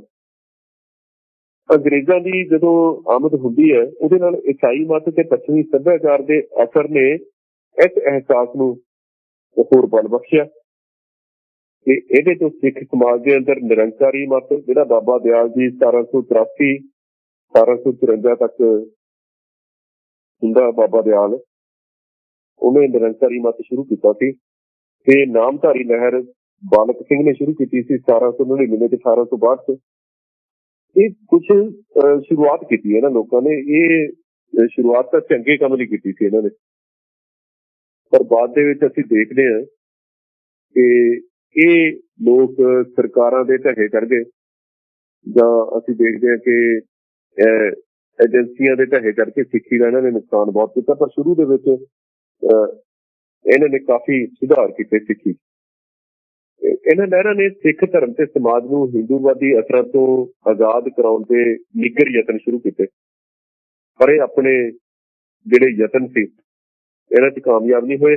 ਇਹਨਾਂ ਦਾ ਅਸਰ ਸਿਰਫ ਸ਼ਹਿਰੀ ਸਿੱਖ ਵਰਗ ਦੇ ਛੋਟੇ ਜਿਹੇ ਹਿੱਸੇ ਤੱਕ ਸੀਮਿਤ ਰਿਹਾ ਤੇ ਅਖੀਰ ਇਹ ਲਹਿਰਾਂ ਸਨ ਜਿਹੜੀਆਂ, ਚਾਹੇ ਨਾਮਧਾਰੀ ਲਹਿਰ ਸੀ ਜਾਂ ਨਿਰੰਕਾਰੀ ਲਹਿਰ, ਇਹ ਵੀ ਸਿੱਖੀ ਮਾਰਗ ਤੋਂ ਭਟਕ ਗਈਆਂ ਹੌਲੀ ਹੌਲੀ ਤੇ ਆਪੋ ਆਪਣੀ ਗੁਰੂ ਪਰੰਪਰਾ ਦੇ ਇਹਨਾਂ ਨੇ ਚਲਾ ਲਈ। ਹੋਈਆਂ ਤੇ ਚੰਗੇ ਲਈ ਸ਼ੁਰੂ ਸੀ ਤੇ ਉਹ ਰੋਹ ਰੀਤਾਂ ਤੇ ਹਿੰਦੂ ਜਿਹੜੇ ਅਸਰ ਸਨ ਉਹਨਾਂ ਦੇ ਜਾਲ 'ਚ ਫਸ ਕੇ ਰਹਿ ਗਈਆਂ ਇਹ ਲਹਿਰਾਂ ਦੋਵੇਂ। ਸੋ ਅਸੀਂ ਦੇਖਦੇ ਹਾਂ ਕਿ ਅੱਜ ਇਹਨਾਂ ਲਹਿਰਾਂ ਦਾ ਕੀ ਸਥਾਨ ਹੈ ਜੀ, ਤੇ ਕਿੰਨਾ ਕੁਛ ਇਹ ਲਹਿਰਾਂ ਨੇ ਜਿਹੜੀਆਂ ਇਹਨਾਂ ਨੇ ਸਿੱਖੀ ਦਾ ਨੁਕਸਾਨ ਕੀਤਾ। ਇਹ ਨਿਰੰਕਾਰੀ ਲਹਿਰ ਅੱਗੇ ਚੱਲ ਚੱਲ ਕੇ ਉਹ ਨਕਲੀ ਨਿਰੰਕਾਰੀ ਜਿਹੜਾ ਹੈ ਦੁਰਬਚਨਾ ਉਹਦੇ ਤੱਕ ਆਉਂਦੀ ਹੈ ਤੇ ਨਾਮਧਾਰੀਆਂ ਦਾ ਆਪਾਂ ਨੂੰ ਪਤਾ ਹੀ ਹੈ ਸਾਰਿਆਂ ਨੂੰ ਕਿ ਇਸ ਕਦਰ ਇਹ ਜਿਹੜਾ ਹੈ ਵੱਖਰਾ ਹੀ ਪੰਥ ਬਣਾ ਲਿਆ ਹੁੰਦਾ ਇਹਨਾਂ ਨੇ। ਸੋ ਸਿੱਖ ਰਾਜ ਜਦੋਂ ਖਤਮ ਹੁੰਦਾ ਨਾ, ਉਹਦੇ ਨਾਲ ਸਿੱਖ ਭਾਈਚਾਰੇ ਨੂੰ ਬਹੁਤ ਸਾਰੀਆਂ ਮੁਸ਼ਕਲਾਂ ਦਾ ਸਾਹਮਣਾ ਕਰਨਾ ਪੈਂਦਾ। ਖਾਲਸਾ ਰਾਜ ਮੌਕੇ ਸਿਰਫ ਦੁਨੀਆਦਾਰੀ ਦੇ ਫਾਇਦੇ ਨੂੰ ਲੈਣ ਦੇ ਲਈ ਸਿੱਖਾਂ 'ਚ ਸ਼ਾਮਲ ਹੋਏ ਹਿੰਦੂ ਤੱਤ, ਜਿਹੜੇ ਜ਼ਿਆਦਾ ਕਰਕੇ ਉੱਚੀਆਂ ਜਾਤਾਂ ਤੋਂ ਸਨ, ਖੱਤਰੀ, ਅਰੋੜੇ, ਬ੍ਰਾਹਮਣ, ਇਹ ਸਾਰੇ ਲੋਕ ਸਨ, ਇਹਨਾਂ ਨੇ ਵੱਡੀ ਪੱਧਰ ਤੇ ਦੁਬਾਰਾ ਵਾਪਸ ਹਿੰਦੂ ਧਾਰਾ ਇਹ ਚਲੇ ਗਏ, ਦੁਬਾਰਾ ਹਿੰਦੂ ਬਣ ਗਏ ਇਹ। ਜਦੋਂ ਮਹਾਰਾਜਾ ਰਣਜੀਤ ਸਿੰਘ ਦਾ ਰਾਜ ਖਤਮ ਹੁੰਦਾ ਨਾ, ਤੇ ਸਿੱਖ ਬਣੇ ਹੀ ਨੌਕਰੀਆਂ ਲੈਣ ਲਈ ਸਨ, ਵੱਡੇ ਵੱਡੇ ਅਹੁਦਿਆਂ ਨੂੰ ਹਾਸਲ ਕਰਨ ਦੇ ਲਈ ਬਣੇ ਸਨ ਸਿੱਖ। ਤੇ ਜਦੋਂ ਖਾਲਸਾ ਸਰਕਾਰ ਖਤਮ ਹੁੰਦੀ ਹੈ ਤਾਂ ਇਹ ਦੁਬਾਰਾ ਵਾਪਸ ਫਿਰ ਹਿੰਦੂ ਬਣ ਜਾਂਦੇ ਨੇ। 1855 ਦੀ ਜਿਹੜੀ ਮਰਦਮਸ਼ੁਮਾਰੀ ਹੈ ਨਾ, ਪਹਿਲੀ ਮਰਦਮਸ਼ੁਮਾਰੀ ਹੁੰਦੀ ਹੈ 1855 'ਚ। 1849 'ਚ ਪੰਜਾਬ ਨੂੰ ਅੰਗਰੇਜ਼ ਆਪਣੇ ਅਧਿਕਾਰ 'ਚ ਲੈਂਦਾ। 1855 'ਚ ਪਹਿਲੀ ਮਰਦਮਸ਼ੁਮਾਰੀ ਹੁੰਦੀ ਹੈ ਤਾਂ ਸਿੱਖਾਂ ਦਾ ਗੜ੍ਹ ਮੰਨੇ ਜਾਂਦੇ ਕੇਂਦਰੀ ਪੰਜਾਬ ਦੇ 5 ਜ਼ਿਲ੍ਹੇ ਸਨ, ਜਿਹੜੇ ਅੰਮ੍ਰਿਤਸਰ, ਗੁਰਦਾਸਪੁਰ, ਲਾਹੌਰ, ਸਿਆਲਕੋਟ ਤੇ ਗੁਜਰਾਂਵਾਲਾ। ਦੇਖੋ 5 ਜ਼ਿਲ੍ਹਿਆਂ ਦੇ ਵਿੱਚ ਸਿੱਖਾਂ ਦੀ ਵੱਡੀ ਗਿਣਤੀ ਸੀ, ਬਹੁਮਤ ਸੀ। ਲਾਹੌਰ, ਸਿਆਲਕੋਟ ਤੇ ਗੁਜਰਾਂਵਾਲਾ ਤਾਂ ਅੱਜ ਪਾਕਿਸਤਾਨ 'ਚ ਨੇ। ਕਿੰਨੀ ਕਾਣੀ ਵੰਡ ਕੀਤੀ, ਵੱਡੀ ਗਿਣਤੀ 'ਚ ਸਿੱਖ ਉਧਰ ਸਨ, 3 ਜ਼ਿਲ੍ਹੇ ਸਨ। ਕਿ ਉਹ ਪਾਕਿਸਤਾਨ ਦੇ ਵਿੱਚ ਇਹਦੇ ਤੇ ਕਦੇ ਫੇਰ ਆਪਾਂ ਗੱਲ ਕਰਾਂਗੇ, ਆਪਾਂ ਏਜੰਡੇ ਤੇ ਭੁੱਲ ਜਾਵਾਂਗੇ। ਨਹੀਂ ਤਾਂ ਇਹ 5 ਜ਼ਿਲ੍ਹਿਆਂ ਦੀ ਕੁੱਲ 35 ਲੱਖ ਵਸੋਂ ਚ ਸਿੱਖਾਂ ਦੀ ਗਿਣਤੀ ਸਿਰਫ 1,80,000 ਦੇ ਕਰੀਬ ਸੀ। ਦੇਖੋ ਪਹਿਲੀ ਮਰਦਮਸ਼ੁਮਾਰੀ ਇੰਨੀ ਵੱਡੀ ਗਿਣਤੀ ਚ ਸਿੱਖਾਂ ਦੀ ਜਿਹੜੀ ਆਬਾਦੀ ਘਟੀ ਸਿਰਫ 6 ਸਾਲਾਂ ਚ ਖਾਲਸਾ ਸਰਕਾਰ ਦੇ ਪਤਨ ਦੇ ਹੋਣ ਦੇ ਨਾਲ, ਖਾਲਸਾ ਰਾਜ ਖੁੱਸਣ ਦੇ ਨਾਲ ਸਾਡੇ ਹੱਥਾਂ 35 ਲੱਖ ਵਸੋਂ ਸੀ, 35 ਲੱਖ ਦੀ ਆਬਾਦੀ ਸੀ ਕਿ ਇਹਦੇ ਚ ਸਿਰਫ ਸਿੱਖਾਂ ਦੀ ਗਿਣਤੀ ਸੀ 1,80,000। ਮਰਦਮਸ਼ੁਮਾਰੀ ਦੇ ਅੰਕੜੇ ਨੇ ਸਾਡੇ ਸਾਹਮਣੇ ਨੇ, ਹੁਣ ਵੀ ਪੁਰਾਣੇ ਅਸੀਂ ਕਢਾ ਸਕਦੇ ਹਾਂ ਆਰਕਾਈਵ ਡਿਪਾਰਟਮੈਂਟ ਚ। ਉਦੋਂ ਸਿੱਖ ਵਰਗ ਸਿਰਫ ਕੇਸਾਧਾਰੀ ਸਿੱਖਾਂ ਨੂੰ ਗਿਣਿਆ ਜਾਂਦਾ ਸੀ। ਇਹ ਵੀ ਖਾਸ ਗੱਲ ਨੋਟ ਕਰਨ ਵਾਲੀ ਹੈ। 1,80,000 ਤਾਂ ਸੀ ਆਬਾਦੀ, ਪਰ ਉਦੋਂ ਸਿੱਖ ਉਹਨੂੰ ਮੰਨਿਆ ਜਾਂਦਾ ਸੀ ਜਿਹਦੇ ਕੇਸ ਦਾੜਾ ਇਹ ਹੁੰਦੇ ਸਨ। ਬਿਲਕੁਲ ਸਪਸ਼ਟ ਜੀ ਗੱਲ ਹੈ ਕਿ ਸਿੱਖਾਂ, ਖਾਸ ਕਰਕੇ ਕੇਸਾਧਾਰੀ ਸਿੱਖਾਂ ਦੀ ਜਿਹੜੀ ਗਿਣਤੀ ਤੇ ਵੱਡੀ ਗਿਰਾਵਟ ਆਈ ਸੀ, ਪਰ ਇਹਦੇ ਨਾਲੋਂ ਵੱਧ ਅੰਗਰੇਜ਼ਾਂ ਦੇ ਹੱਥੋਂ ਹੋਈ ਹਾਰ ਦੇ ਮਨੋਵਿਗਿਆਨਕ ਸਾਈਕੋਲੋਜੀਕਲ ਅਸਰ ਸੀ ਜਿਹੜਾ ਉਹ ਜ਼ਿਆਦਾ ਮਾਰੂ ਸੀ ਸਿੱਖਾਂ ਤੇ। ਹਾਰ ਬਹੁਤ ਵੱਡੀ ਸੱਟ ਸੀ। ਇਹ ਹਾਰ ਦੇ ਕਾਰਨ ਸਿੱਖ ਕੌਮ ਦੇ ਅੰਦਰ ਬਹੁਤ ਵੱਡੇ ਪੱਧਰ ਤੇ ਨਿਰਾਸ਼ਾ ਫੈਲ ਗਈ ਸੀ, ਉਦਾਸ ਹੋ ਗਏ ਸਨ ਸਿੱਖ, ਤੇ ਸਿੱਖ ਪੰਥ ਨੂੰ ਜ਼ਿੰਦਗੀ ਦੇ ਅੰਦਰ ਪਹਿਲੀ ਵਾਰ ਯਤੀਮਾਂ ਵਰਗੀ ਹਾਲਤ ਤੇ ਯਤੀਮਾਂ ਵਰਗੀ ਮਨੋ ਅਵਸਥਾ ਦਾ ਸਾਹਮਣਾ ਕਰਨਾ ਪਿਆ। ਤੇ ਲੀਡਰ ਤੋਂ ਰਹਿਤ ਹੋਈ ਕੌਮ ਨੂੰ, ਜਿਵੇਂ ਅੱਜ ਅਸੀਂ ਲੀਡਰ ਤੋਂ ਰਹਿਤ, ਇਹ ਲੀਡਰ ਤੋਂ ਰਹਿਤ ਹੋਈ ਕੌਮ ਨੂੰ ਇਸ ਸੰਕਟ ਤੋਂ ਬਾਹਰ ਕੱਢਣ ਵਾਲਾ ਨਾ ਕੋਈ ਰਹਿਬਰ ਦਿਖਦਾ ਸੀ ਤੇ ਨਾ ਕੋਈ ਰਾਹ ਤੇ ਨਾ ਕੋਈ ਦਿਸ਼ਾ ਹੀ ਨਜ਼ਰ ਆਉਂਦੀ ਸੀ। ਇੱਕ ਪਾਸੇ ਹਕੂਮਤੀ ਕਹਿਰ ਸੀ, ਜ਼ਬਰ ਜ਼ੁਲਮ ਹੋ ਰਿਹਾ ਸੀ। ਬਰਤਾਨਵੀ ਰਾਜ ਦੇ ਪਹਿਲੇ ਸਾਲ ਦੇ ਦੌਰਾਨ ਕੋਈ 8,000 ਸਿੱਖਾਂ ਨੂੰ ਕੈਦੀ ਬਣਾਇਆ ਗਿਆ ਸੀ, ਪਹਿਲੇ ਸਾਲ ਸੀ 1849 ਦੀ। ਤੇ ਦੂਜੇ ਪਾਸੇ ਅਸੀਂ ਦੇਖਦੇ ਹਾਂ ਕਿ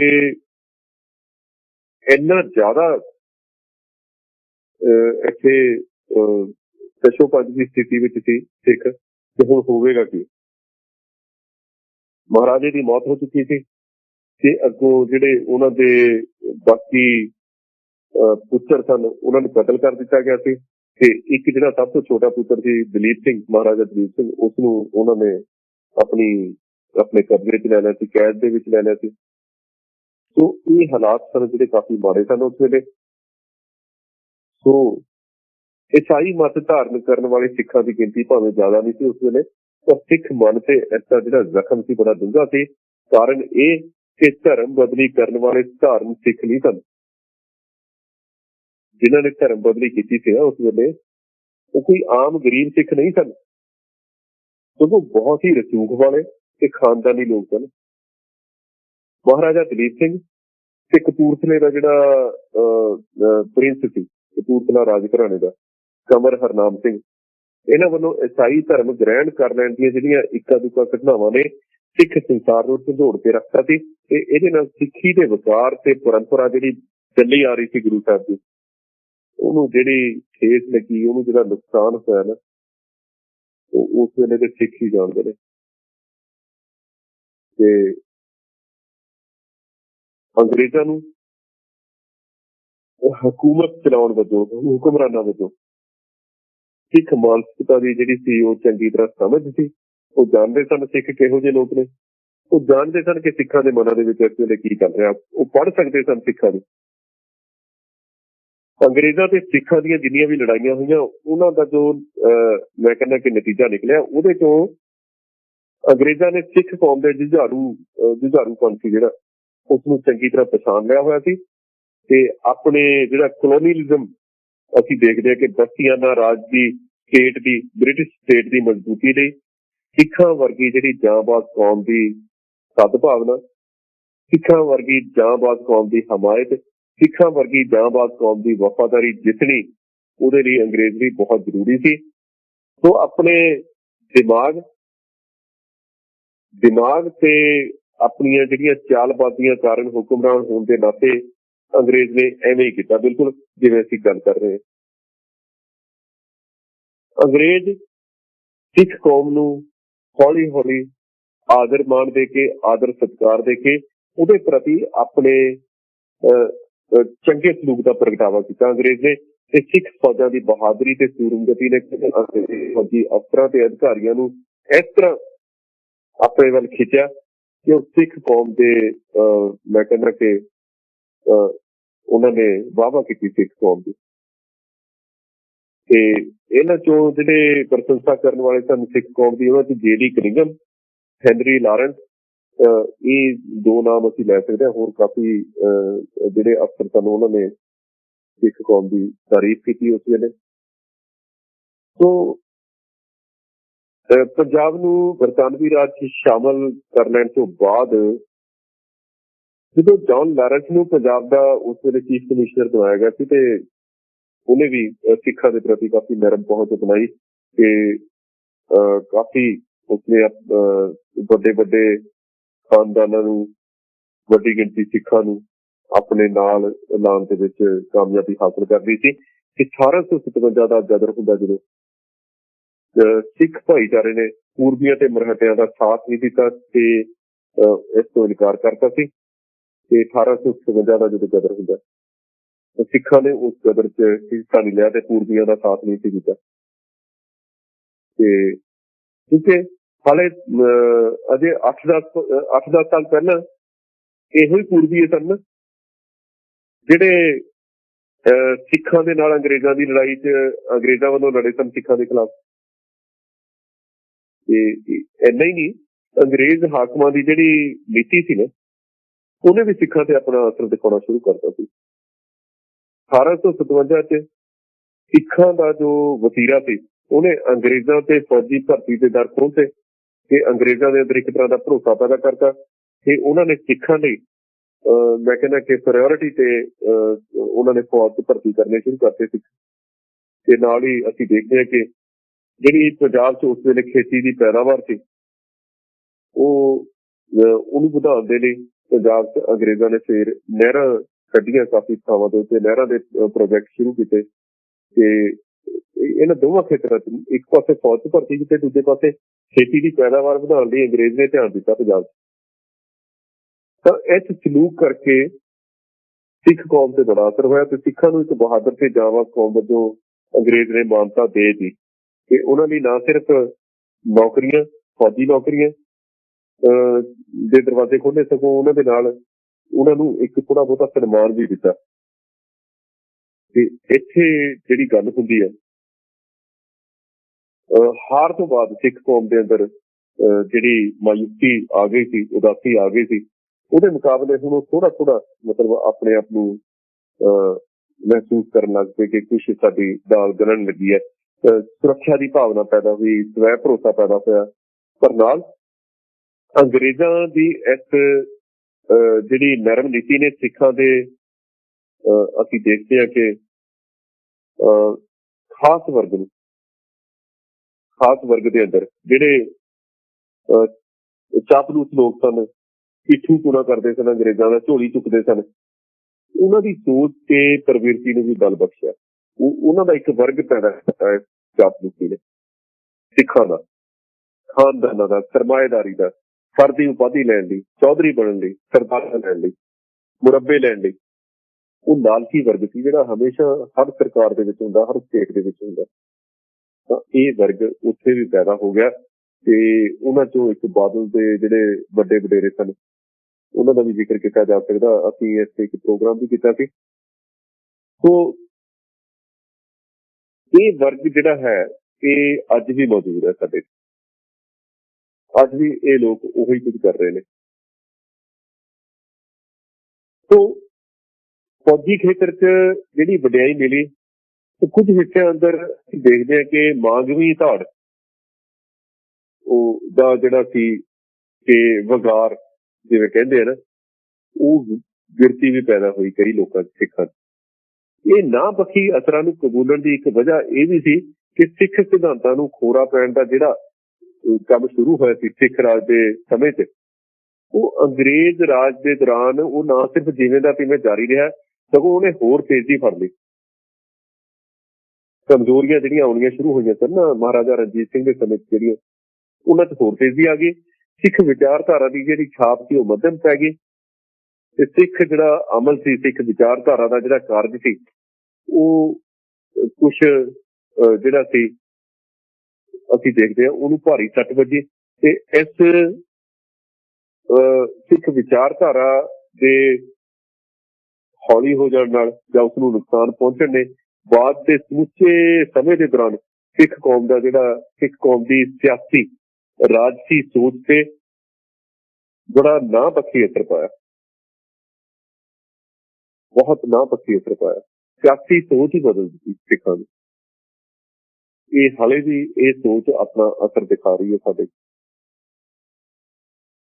ਇਹ ਚੀਜ਼। ਤਾਂ ਅੰਗਰੇਜ਼ ਨੂੰ ਇਹ ਪਤਾ ਸੀ ਕਿ ਸਿੱਖ ਭਾਈਚਾਰਾ ਜਿਹੜਾ ਹੈਗਾ ਉਹ ਕਲਚਰਲ ਕੰਪਲੈਕਸ ਤੇ ਇਹਦਾ ਕੌਮੀ ਜਿਹੜਾ ਖਾਤਾ ਉਹ ਸਿੱਖੀ ਨਾਲ ਸੰਬੰਧਿਤ ਹੈ। ਇਹ ਸਿੱਖੀ ਦਾ ਜਿਹੜਾ ਜਜ਼ਬਾ ਹੀ ਹੈ, ਜਿਹੜਾ ਸਿੱਖ ਭਾਈਚਾਰੇ ਦੇ ਅੰਦਰ ਖਾੜਕੂਪੁਣੇ ਤੇ ਸ਼ਹੀਦੀਆਂ ਪਾਉਣ ਦੀ ਜਿਹੜੀ ਗੱਲ ਹੈ, ਸੂਰਮਤਾਈ ਦੀਆਂ ਜਿਹੜੀਆਂ ਭਾਵਨਾਵਾਂ ਨੇ ਉਹਨਾਂ ਨੂੰ ਦੁਬਾਰਾ ਜਗਾਉਂਦਾ ਹੈ, ਉਹਨਾਂ ਨੂੰ ਦੁਬਾਰਾ ਛੇੜਦਾ ਹੈ ਤੇ ਸਿੱਖ ਨੂੰ ਇੱਕ ਜਾਂਬਾਜ਼ ਕੌਮ ਦਾ ਜਿਹੜਾ ਸੀ ਉਹ ਰੰਗ ਪ੍ਰਦਾਨ ਕਰਦਾ ਹੈ। ਸਿੱਖ ਕੌਮ ਦੀ ਜਿਹੜੀ ਤਾਕਤ ਹੈ ਨਾ ਉਹਦੀ ਇੱਕ ਧਾਰਮਿਕ ਚੇਤਨ ਹੈ, ਧਾਰਮਿਕ ਤੌਰ ਦੇ ਉੱਤੇ ਇੱਕ ਅੰਦਰੋਂ ਤਾਰ ਛਿੜਦੀ ਹੈ ਸਾਡੇ ਅੰਦਰ, ਉਹ ਜਜ਼ਬੇ 'ਚ ਹੈ। ਅੰਗਰੇਜ਼ਾਂ ਨੇ ਸਿੱਖੀ ਦੇ ਇਸ ਧਾਰਮਿਕ ਜਜ਼ਬੇ ਨੂੰ ਆਪਣੇ ਹਿੱਤ 'ਚ ਵਰਤਿਆ। ਯੁੱਧ ਨੀਤਿਕ ਵਿਉਂਤ ਦੇ ਤਹਿਤ ਫੌਜ 'ਚ ਭਰਤੀ ਵਾਸਤੇ ਸਿੱਖਾਂ ਦਾ ਅੰਗਰੇਜ਼ ਨੇ ਇਹ ਗੱਲ ਸਮਝ ਹੋਏ ਪੇਸ਼ਾਧਾਰੀ ਹੋਣਾ ਜ਼ਰੂਰੀ ਕਰਤਾ। ਦੇਖੋ ਜੀ, ਤੇ ਧਾਰਮਿਕ ਰਹਿਤ ਮਰਿਆਦਾ ਦੇ ਪਾਬੰਦ ਹੋਣਾ ਜ਼ਰੂਰੀ ਕਰਤਾ ਅੰਗਰੇਜ਼ ਨੇ। ਤੇ ਹੌਲੀ ਸਿੱਖਾਂ ਅੰਦਰ ਕੇਸਧਾਰੀ ਹੋਣ ਦਾ ਰੁਝਾਨ ਫੇਰ ਜ਼ੋਰ ਫੜ ਗਿਆ। ਫੌਜ 'ਚ ਨੌਕਰੀ ਦੇ ਮੌਕੇ ਹਾਸਲ ਕਰਨ ਦੀ ਲਾਲਸਾ ਨਾਲ ਬਹੁਤ ਸਾਰੇ ਹਿੰਦੂ ਵੀ ਉਸ ਵੇਲੇ ਫੇਰ ਦੁਬਾਰਾ ਕੇਸਧਾਰੀ ਬਣਨ ਲੱਗ ਪਏ। ਤੇ ਜਦੋਂ ਪਹਿਲੀ ਵਿਸ਼ਵ ਜੰਗ ਹੁੰਦੀ ਹੈ ਨਾ, ਉਸ ਸਮੇਂ 'ਚ ਭਾਰਤ ਦੇ ਅੰਦਰ ਇੱਕ ਅੰਗਰੇਜ਼ ਭਰਤੀ ਅਫਸਰ ਨੇ ਆਪਣੀ ਇੱਕ ਰਿਪੋਰਟ 'ਚ ਦੱਸਿਆ ਸੀ, ਉਹ ਕਾਗਜ਼ ਮਿਲਦਾ ਹੁਣ ਵੀ ਸਾਨੂੰ ਆਰਕਾਈਵ ਤੋਂ, ਇੱਕ ਇਤਿਹਾਸਕਾਰ ਨੇ ਖੋਜ ਕੀਤੀ ਹੈ, ਉਹਦੇ 'ਚ ਲਿਖਿਆ ਉਹ ਕਾਗਜ਼ ਤੇ, ਉਹ ਕਹਿੰਦਾ ਇਹ ਅਕਸਰ ਰੋਜ਼ ਦੀ ਗੱਲ ਬਣ ਗਈ ਸੀ ਕਿ ਕੋਈ ਰਾਮਚੰਦ ਸਾਡੇ ਦਫ਼ਤਰ 'ਚ ਦਾਖਲ ਹੁੰਦਾ ਸੀ ਤੇ ਰਾਮ ਸਿੰਘ ਬਣ ਕੇ ਬਾਹਰ ਨਿਕਲਦਾ ਸੀ।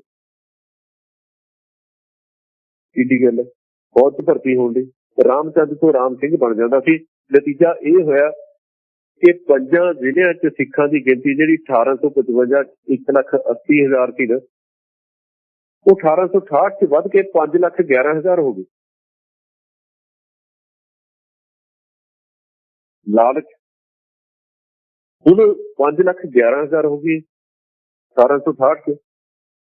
ਇਹ ਜਿਹੜਾ ਵਾਧਾ ਹੋਇਆ ਨਾ, ਮੇਰਾ ਹਿੰਦੂਆਂ ਤੋਂ ਸਿੱਖ ਬਣਨ ਕਰਕੇ ਨਹੀਂ ਹੋਇਆ। ਇਸ 'ਚ ਵੱਡਾ ਜਿਹੜਾ ਫੈਕਟਰ ਹੈ ਨਾ, ਉਹ ਸਿੱਖਾਂ ਦੇ ਅੰਦਰ ਹੀ ਕੇਸਾਧਾਰੀ ਬਣਨ ਦੇ ਰੁਝਾਨ 'ਚ ਤੇਜ਼ੀ ਆਈ ਸੀ। ਤੇ ਉਦੋਂ ਮਰਦਮਸ਼ੁਮਾਰੀ ਦੇ ਮੌਕੇ ਸਿਰਫ ਕੇਸਾਧਾਰੀ ਸਿੱਖਾਂ ਨੂੰ ਹੀ ਸਿੱਖ ਵਰਗ ਦਾ ਜਿਹੜਾ ਅੰਗ ਸੀ ਉਹ ਮੰਨਿਆ ਜਾਂਦਾ ਸੀ। ਪਰ ਸਿੱਖ ਭਾਈਚਾਰੇ ਖੁਸ਼ਨਸੀਬੀ ਦਾ ਇਹ ਵਹਿਮ ਜ਼ਿਆਦਾ ਚਿਰ ਬਣਿਆ ਨਹੀਂ ਰਿਹਾ ਤੇ ਫੌਜ 'ਚ ਸਿੱਖ ਥੋੜੀ ਗਿਣਤੀ ਸੀ ਉੱਥੇ ਭਰਤੀ ਹੋਏ। ਉਸ ਵੇਲੇ ਫੌਜੀ ਭਰਤੀ ਦੇ ਮਾਮਲੇ 'ਚ ਅੰਗਰੇਜ਼ਾਂ ਦੀ ਨੀਤੀ ਕੁਝ ਖਾਸ ਜਾਤਾਂ, ਕਬੀਲਿਆਂ ਤੇ ਕੁਝ ਖਾਸ ਇਲਾਕਿਆਂ ਨੂੰ ਉਹ ਪਹਿਲ ਦੇ ਆਧਾਰ ਤੇ ਨੌਕਰੀਆਂ ਦਿੰਦੇ ਸੀ, ਉਹਨਾਂ ਨੂੰ ਤਰਜੀਹ ਦਿੰਦੇ ਸੀ। ਇਹ ਨੀਤੀ ਸੀ ਅੰਗਰੇਜ਼ ਦੀ, ਤਾਂ ਕਿ ਸਿੱਖ ਕੌਮ ਦੇ ਜਿਹੜੇ ਗੁਣਾਂ ਨੂੰ, ਜਿਹੜੇ ਸਿੱਖਾਂ ਦੇ ਗੁਣ ਨੇ, ਉਹਨਾਂ ਨੂੰ ਬਰਕਰਾਰ ਰੱਖਿਆ ਜਾ ਸਕੇ। ਹਿੰਦੂ ਪੁਣੇ ਦੇ ਅਸਰ ਹੇਠਲੇ ਜਿਹੜੇ ਲੋਕ ਨੇ ਤੇ ਹਿੰਦੂ ਪੁਣੇ ਦੇ ਪ੍ਰਭਾਵ ਵਾਲੇ ਇਲਾਕਿਆਂ ਤੋਂ ਭਰਤੀ ਤੋਂ ਆਮ ਕਰਕੇ ਉਹ ਪਰਹੇਜ਼ ਕਰਦੇ ਸਨ। ਤੇ ਇਸ ਕਰਕੇ ਕੁਝ ਇਲਾਕਿਆਂ ਤੇ, ਕੁਝ ਵਰਗਾਂ ਦੇ, ਕੁਝ ਧਰਮਾਂ ਦੇ, ਕੁਝ ਧੜਿਆਂ ਦੇ ਅੰਦਰ ਸਿੱਖ ਧਰਮ ਤੇ ਇਹਦੀਆਂ ਜਿਹੜੀਆਂ ਪਰੰਪਰਾਵਾਂ ਨੂੰ ਅਪਣਾਉਣ ਦਾ ਜਿਹੜਾ ਉਤਸ਼ਾਹ ਪੈਦਾ ਹੋਇਆ ਸੀ ਨਾ, ਉਹ ਮੱਠਾ ਪੈਣਾ ਸ਼ੁਰੂ ਹੋ ਗਿਆ, ਉਹ ਘਟ ਗਿਆ। ਅੰਗਰੇਜ਼ਾਂ ਦੀ ਆਮਦ ਕਰਕੇ ਅੰਗਰੇਜ਼ੀ ਸੱਭਿਆਚਾਰ ਦੇ ਜਿਹੜੇ ਅਸਰ ਸਨ, ਉਹਨਾਂ ਦਾ ਵੀ ਸਿੱਖੀ ਜੀਵਨ ਤੇ ਇੱਕ ਨਾ ਪੱਖੀ ਅਸਰ ਪਿਆ। ਸਿੱਖਾਂ ਦੇ ਅੰਦਰ ਪਤਿਤ ਪੁਣੇ ਦੀ ਜਿਹੜੀ ਲਹਿਰ ਸੀ ਉਦੋਂ ਜ਼ੋਰ ਫੜਦੀ ਹੈ ਖਾਸ ਕਰਕੇ। ਇਹ ਸਭ ਕੁਝ ਦੇ ਚੱਲਣ ਦੇ ਨਾਲ 1881 ਦੀ ਜਿਹੜੀ ਮਰਦਮਸ਼ੁਮਾਰੀ ਮੌਕੇ ਸਿੱਖੀ ਦਾ ਕੇਂਦਰ ਸਮਝੇ ਜਾਂਦੇ ਇਹਨਾਂ ਹੀ 5 ਜ਼ਿਲ੍ਹਿਆਂ ਦੇ ਅੰਦਰ ਸਿੱਖਾਂ ਦੀ ਗਿਣਤੀ 'ਚ ਤਕਰੀਬਨ 4% ਦੀ ਗਿਰਾਵਟ ਆਈ, ਜਦੋਂ ਕਿ ਇਸੇ ਸਮੇਂ ਦੇ ਦੌਰਾਨ ਇਹਨਾਂ ਜ਼ਿਲ੍ਹਿਆਂ ਦੀ ਜਿਹੜੀ ਪਾਪੂਲੇਸ਼ਨ ਸੀ, ਆਬਾਦੀ ਸੀ, ਉਹਦੇ 'ਚ 4.5% ਦਾ ਵਾਧਾ ਸੀ ਜਿਹੜਾ ਉਹ ਦਰਜ ਕੀਤਾ ਗਿਆ। ਇਸ ਤੋਂ ਬਾਅਦ ਅਸੀਂ ਦੇਖਦੇ ਹਾਂ ਕਿ ਸਿੰਘ ਸਭਾ ਕਰਦੀ ਹੈ। ਇਹ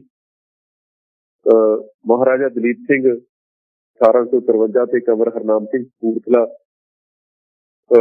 ਵੱਲੋਂ ਈਸਾਈ ਧਰਮ ਧਾਰਨ ਕੀਤਾ ਜਾਂਦਾ ਤੇ 1873 ਚ ਅੰਮ੍ਰਿਤਸਰ ਮਿਸ਼ਨ ਸਕੂਲ ਦੇ 4 ਸਿੱਖ ਵਿਦਿਆਰਥੀਆਂ ਵੱਲੋਂ ਈਸਾਈ ਮਤ ਗ੍ਰਹਿਣ ਕਰਨ ਦੀ ਇੱਛਾ ਪ੍ਰਗਟ ਕੀਤੀ ਜਾਂਦੀ ਹੈ ਤੇ ਇਸ ਦਾ ਸਿੱਖਾਂ ਦੀਆਂ ਸਫਾਂ ਦੇ ਵਿੱਚ ਸਿੱਖ ਸਮਾਜ ਚ ਤਿੱਖਾ ਪ੍ਰਤੀਕਰਮ ਹੁੰਦਾ ਹੈ। ਰੋਸ ਮੁਜ਼ਾਹਰੇ ਹੁੰਦੇ ਨੇ। ਸਿੱਖੀ ਤੇ ਸਿੱਖ ਪਰੰਪਰਾਵਾਂ ਨੂੰ ਖੜੇ ਹੋਏ ਇਹਨਾਂ ਖਤਰਿਆਂ ਦੇ ਵਿਰੁੱਧ ਕੋਈ ਤਰੀਕਾ ਕੱਢਣ ਦੀ ਜਿਹੜੀ ਵਿਚਾਰ ਵਟਾਂਦਰੇ ਕਰਨ ਦੀ ਗੱਲਬਾਤ ਸ਼ੁਰੂ ਹੁੰਦੀ ਹੈ। ਪਤਵੰਤੇ ਸਿੱਖਾਂ ਨੇ 1873 ਚ ਅੰਮ੍ਰਿਤਸਰ ਚ ਸਿੰਘ ਸਭਾ ਨਾਮ ਦੀ ਇੱਕ ਸੰਸਥਾ ਸ਼ੁਰੂ ਕੀਤੀ। ਇਸ ਯਤਨ ਨੂੰ ਸ਼ੁਰੂ ਕਰਨ ਅਤੇ ਉਤਸ਼ਾਹਿਤ ਕਰਨ ਚ ਕੰਵਰ ਬਿਕਰਮ ਸਿੰਘ ਕਪੂਰਥਲਾ, ਬਾਬਾ ਖੇਮ ਸਿੰਘ ਬੇਦੀ ਰਾਵਲਪਿੰਡੀ ਵਾਲੇ ਤੇ ਠਾਕੁਰ ਸਿੰਘ ਸੰਧਾਵਾਲੀਆ, ਇਹ ਖਾਨਦਾਨੀ ਲੋਕਾਂ ਨੇ ਇਹਦੇ ਚ ਦਿਲਚਸਪੀ ਦਿਖਾਈ। ਇਹਨਾਂ ਨੇ ਸ਼ੁਰੂਆਤ ਕੀਤੀ ਇਹ ਸਿੱਖੀ ਚ ਸੁਧਾਰਾਂ ਦੀ। ਸਭ ਤੋਂ ਪਹਿਲਾਂ 1873 6 ਸਾਲਾਂ ਬਾਅਦ 1879 ਚ ਇੱਕ ਹੋਰ ਅਜਿਹੀ ਸਿੰਘ ਸਭਾ ਲਾਹੌਰ ਚ ਸਥਾਪਿਤ ਹੁੰਦੀ ਹੈ। ਕਪੂਰਥਲਾ ਦੇ ਇੱਕ ਆਮ ਪਰਿਵਾਰ ਤੋਂ ਆਏ ਭਾਈ ਗੁਰਮੁਖ ਸਿੰਘ ਲਾਹੌਰ ਸਭਾ ਦੇ ਸ਼ੁਰੂ ਕਰਨ ਵਾਲੇ ਸਨ। ਉਹਨਾਂ ਨੇ ਆਪਣੇ ਸੱਚੇ ਸੁੱਚੇ ਸਿੱਖੀ ਪ੍ਰੇਮ, ਉਤਸ਼ਾਹ ਤੇ ਬੁੱਧੀਮਾਨਤਾ ਕਰਕੇ ਸਿੰਘ ਸਭਾ ਲਹਿਰ ਚਲਾਈ ਲਾਹੌਰ ਚ ਤੇ ਸਿੱਖ ਭਾਈਚਾਰੇ ਅੰਦਰ ਨਵੀਂ ਚੇਤਨਾ ਦੀ ਲਹਿਰ ਪੈਦਾ ਕਰਨ ਚ ਬਹੁਤ ਵੱਡੀ ਭੂਮਿਕਾ ਉਹਨਾਂ ਨੇ ਨਿਭਾਈ। ਅੰਮ੍ਰਿਤਸਰ ਤੇ ਲਾਹੌਰ ਦੇ ਸਿੱਖ ਸੱਜਣ ਸਨ, ਜਿਹੜੇ ਸਿੱਖ ਪਤਵੰਤੇ ਸਨ, ਉਹਨਾਂ ਦੀ ਪਹਿਲ ਕਦਮੀ ਨੇ ਸਿੱਖ ਜਗਤ ਤੇ ਖਾਸ ਕਰਕੇ ਇਹਦੇ ਪੜ੍ਹੇ ਲਿਖੇ ਲੋਕਾਂ ਦੇ ਅੰਦਰ ਬੜਾ ਚੰਗਾ ਖਾਸਾ ਅਸਰ ਪਾਇਆ। ਇਹ ਸ਼ੁਰੂਆਤ ਨੇ ਬਹੁਤ ਜਲਦੀ ਇੱਕ ਬਹੁਤ ਵੱਡੀ ਲਹਿਰ ਦਾ ਸਰੂਪ ਧਾਰਨ ਕੀਤਾ। 20 ਸਾਲਾਂ ਤੋਂ ਬਾਅਦ, ਤਕਰੀਬਨ 20 ਸਾਲਾਂ ਦੇ ਅੰਦਰ ਅੰਦਰ ਪੰਜਾਬ ਦੇ ਹਰ ਸ਼ਹਿਰ ਤੇ ਹਰ ਕਸਬੇ ਦੇ ਅੰਦਰ ਸਿੰਘ ਸਭਾ ਕਾਇਮ ਹੋ ਗਈ ਸੀ। ਹਰ ਸ਼ਹਿਰ ਤੇ ਹਰ ਕਸਬੇ ਦੇ ਅੰਦਰ ਤੇ ਇਹਨਾਂ ਸਿੰਘ ਸਭਾਵਾਂ ਦੀ ਗਿਣਤੀ 125 ਦੇ ਕਰੀਬ ਸੀ। ਤੇ ਅਸੀਂ ਦੇਖ ਸਕਦੇ ਹਾਂ ਕਿ ਸਿੰਘ ਸਭਾ ਲਹਿਰ ਦਾ ਕਿੰਨਾ ਵੱਡਾ ਯੋਗਦਾਨ ਹੈ ਸਿੱਖ ਸਮਾਜ ਦੇ ਵਿੱਚ। ਤੋਂ ਬੜੇ ਵਧੀਆ ਉਦੇਸ਼ ਸਨ ਸਿੰਘ ਸਭਾ ਲਹਿਰ ਦੇ। ਸਿੱਖੀ ਦੀ ਨਿਰਮਲਤਾ ਤੇ ਸਿੱਖੀ ਦੀ ਵੱਖਰਤਾ ਨੂੰ ਕਾਇਮ ਰੱਖਣ ਦੇ ਲਈ ਇਹ ਲਹਿਰ ਚੱਲੀ ਸੀ। ਇਸ ਤੋਂ ਬਾਅਦ ਅਸੀਂ ਦੇਖਦੇ ਹਾਂ ਕਿ ਆਰੀਆ ਸਮਾਜ ਲਹਿਰ ਚੱਲਦੀ ਹੈ। ਇਹਦੇ ਜਵਾਬ ਦੇ ਵਿੱਚ ਸਿੰਘ ਸਭਾ ਲਹਿਰ ਨੂੰ ਖਤਮ ਕਰਨ ਦੇ ਲਈ, ਉਸ ਨੂੰ ਫੇਲ ਕਰਨ ਦੇ ਲਈ ਇਹ ਇੱਕ ਆਰੀਆ ਸਮਾਜੀ ਲਹਿਰ ਹੈ। ਬਹੁਤ ਧਿਆਨ ਦੇਣ ਦੀ ਗੱਲ ਹੈ ਕਿ ਜਿਹੜੇ ਰਾਜ ਦੇ ਵਿੱਚ, ਖਾਲਸਾ ਰਾਜ ਦੇ ਵਿੱਚ, ਮਹਾਰਾਜਾ ਰਣਜੀਤ ਸਿੰਘ ਦੇ ਰਾਜ ਦੇ ਵਿੱਚ 40 ਸਾਲਾਂ ਦੇ ਰਾਜ ਦੇ ਵਿੱਚ ਕਿਸੇ ਨਿਹੱਥੇ ਤੇ ਵਾਰ ਨਹੀਂ ਹੋਇਆ, ਕੋਈ ਕ੍ਰਾਈਮ ਨਹੀਂ ਹੋਇਆ, ਕਿਸੇ ਨੂੰ ਮੌਤ ਦੀ ਸਜ਼ਾ ਨਹੀਂ ਦਿੱਤੀ ਗਈ ਤੇ ਕਿਸੇ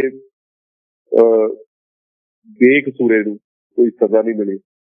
ਜਿੱਥੇ ਸਾਰੇ ਧਰਮ ਬਰਾਬਰ ਇਕਜੁੱਟਤਾ ਦੇ ਨਾਲ ਆਪਸੀ ਪਿਆਰ ਭਾਈਚਾਰੇ ਦੇ ਨਾਲ ਰਹਿੰਦੇ ਸਨ, ਹੱਸ ਖੇਡ ਕੇ ਜੀਵਨ ਬਸਰ ਕਰਦੇ ਸਨ।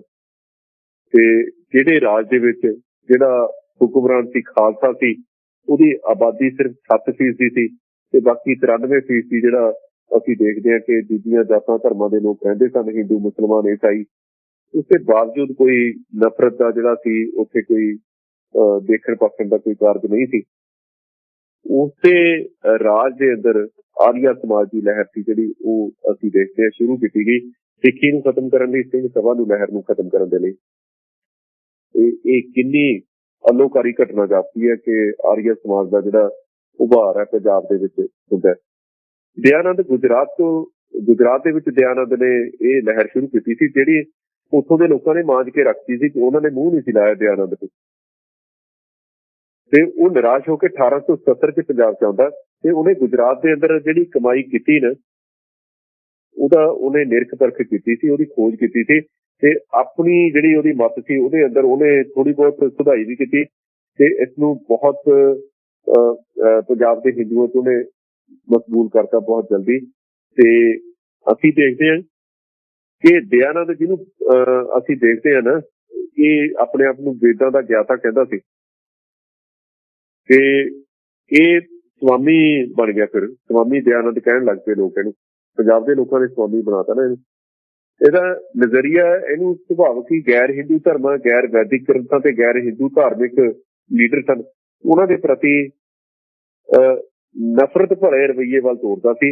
ਇਹ ਨਜ਼ਰੀਆ ਹੀ ਬਾਅਦ ਚ ਜਾ ਕੇ ਪੰਜਾਬ ਦੇ ਅੰਦਰ ਸਿੱਖਾਂ ਤੇ ਹਿੰਦੂਆਂ ਦਰਮਿਆਨ ਨਫ਼ਰਤ ਤੇ ਦੁਸ਼ਮਣੀ ਦੀਆਂ ਗੱਲਾਂ ਕਰਨ ਦਾ ਜਾਂ ਦੁਸ਼ਮਣੀ ਦਾ ਸਬੱਬ ਬਣਦਾ। ਸੋ ਇਹੀ ਉਹ ਦਇਆਨੰਦ ਹੈ ਜਿਸਨੇ ਲਾਹੌਰ ਦੇ ਵਿੱਚ 20 ਸਿੱਖਾਂ ਦੇ ਜਿਹੜੇ ਮੁੰਡਨ ਕਰਵਾ ਕੇ ਕੇਸ ਕਤਲ ਕਰਵਾ ਕੇ ਜਲੂਸ ਕੱਢਿਆ ਸੀ ਤੇ ਕਿਹਾ ਸੀ ਕਿ ਇਹ ਸਿੱਖ ਕਿਉਂਕਿ ਹਿੰਦੂ ਦਾ ਹਿੱਸਾ ਹਨ ਤੇ ਇਹ ਵਾਪਸ ਇਹਨਾਂ ਨੇ ਘਰ ਵਾਪਸੀ ਕੀਤੀ ਹੈ। ਜਿਵੇਂ ਅੱਜ ਕੱਲ੍ਹ ਮੋਦੀ ਦੇ ਯੁੱਗ ਦੇ ਵਿੱਚ ਸਾਰਾ ਕੁਝ ਇੱਥੇ ਯੂਪੀ ਬਿਹਾਰ 'ਚ ਜਾਂ ਜਿਹੜੀਆਂ ਗਰੀਬ ਸਟੇਟਾਂ ਨੇ ਮੱਧ ਪ੍ਰਦੇਸ਼ ਦੇ ਵਿੱਚ ਇਹ ਸਾਰਾ ਕੁਝ ਹੋ ਰਿਹਾ। ਸੋ ਅਸੀਂ ਇੱਥੇ ਇਹ ਗੱਲ ਦੇਖੀ ਹੈ ਕਿ ਹਿੰਦੂ ਧਰਮ ਨੇ ਕਿਵੇਂ ਆਪਣੀਆਂ ਜਿਹੜੀਆਂ ਸਹਿਜੇ ਜੜ੍ਹਾਂ ਨੇ ਉਹਨਾਂ ਨੂੰ ਦੁਬਾਰਾ ਹਰਿਆ ਕੀਤਾ ਤੇ ਕਿਵੇਂ ਉਹਨਾਂ ਨੇ ਸਿੱਖੀ ਦੇ ਵਿੱਚ ਆਪਣੇ ਜਿਹੜੇ ਘੁਸਪੈਠ ਕਰਕੇ ਸਿੱਖੀ ਨੂੰ ਕੋਰਾ ਲਾਉਣਾ, ਸਿੱਖੀ ਨੂੰ ਖਤਮ ਕਰਨ ਦੀ ਜਿਹੜੀ ਕੋਸ਼ਿਸ਼ ਕੀਤੀ ਹੈ। ਇਹ ਦਿਆਨੰਦ ਦਾ ਜੱਸ ਪੈਂਦਾ ਗਿਆਨੀ ਦੀਪ ਸਿੰਘ ਹੋਰਾਂ ਦੇ ਨਾਲ ਉਹ ਅਸੀਂ ਗੱਲਬਾਤ ਤੁਹਾਨੂੰ ਸੁਣਾਵਾਂਗੇ, ਕਦੇ ਪੜ੍ਹ ਕੇ ਸੁਣਾਵਾਂਗੇ ਕਿਉਂਕਿ ਆਡੀਓ ਤਾਂ ਰਿਕਾਰਡਡ ਹੁੰਦੇ ਨਹੀਂ ਸੀ ਉਹਦੇ ਕੋਲ।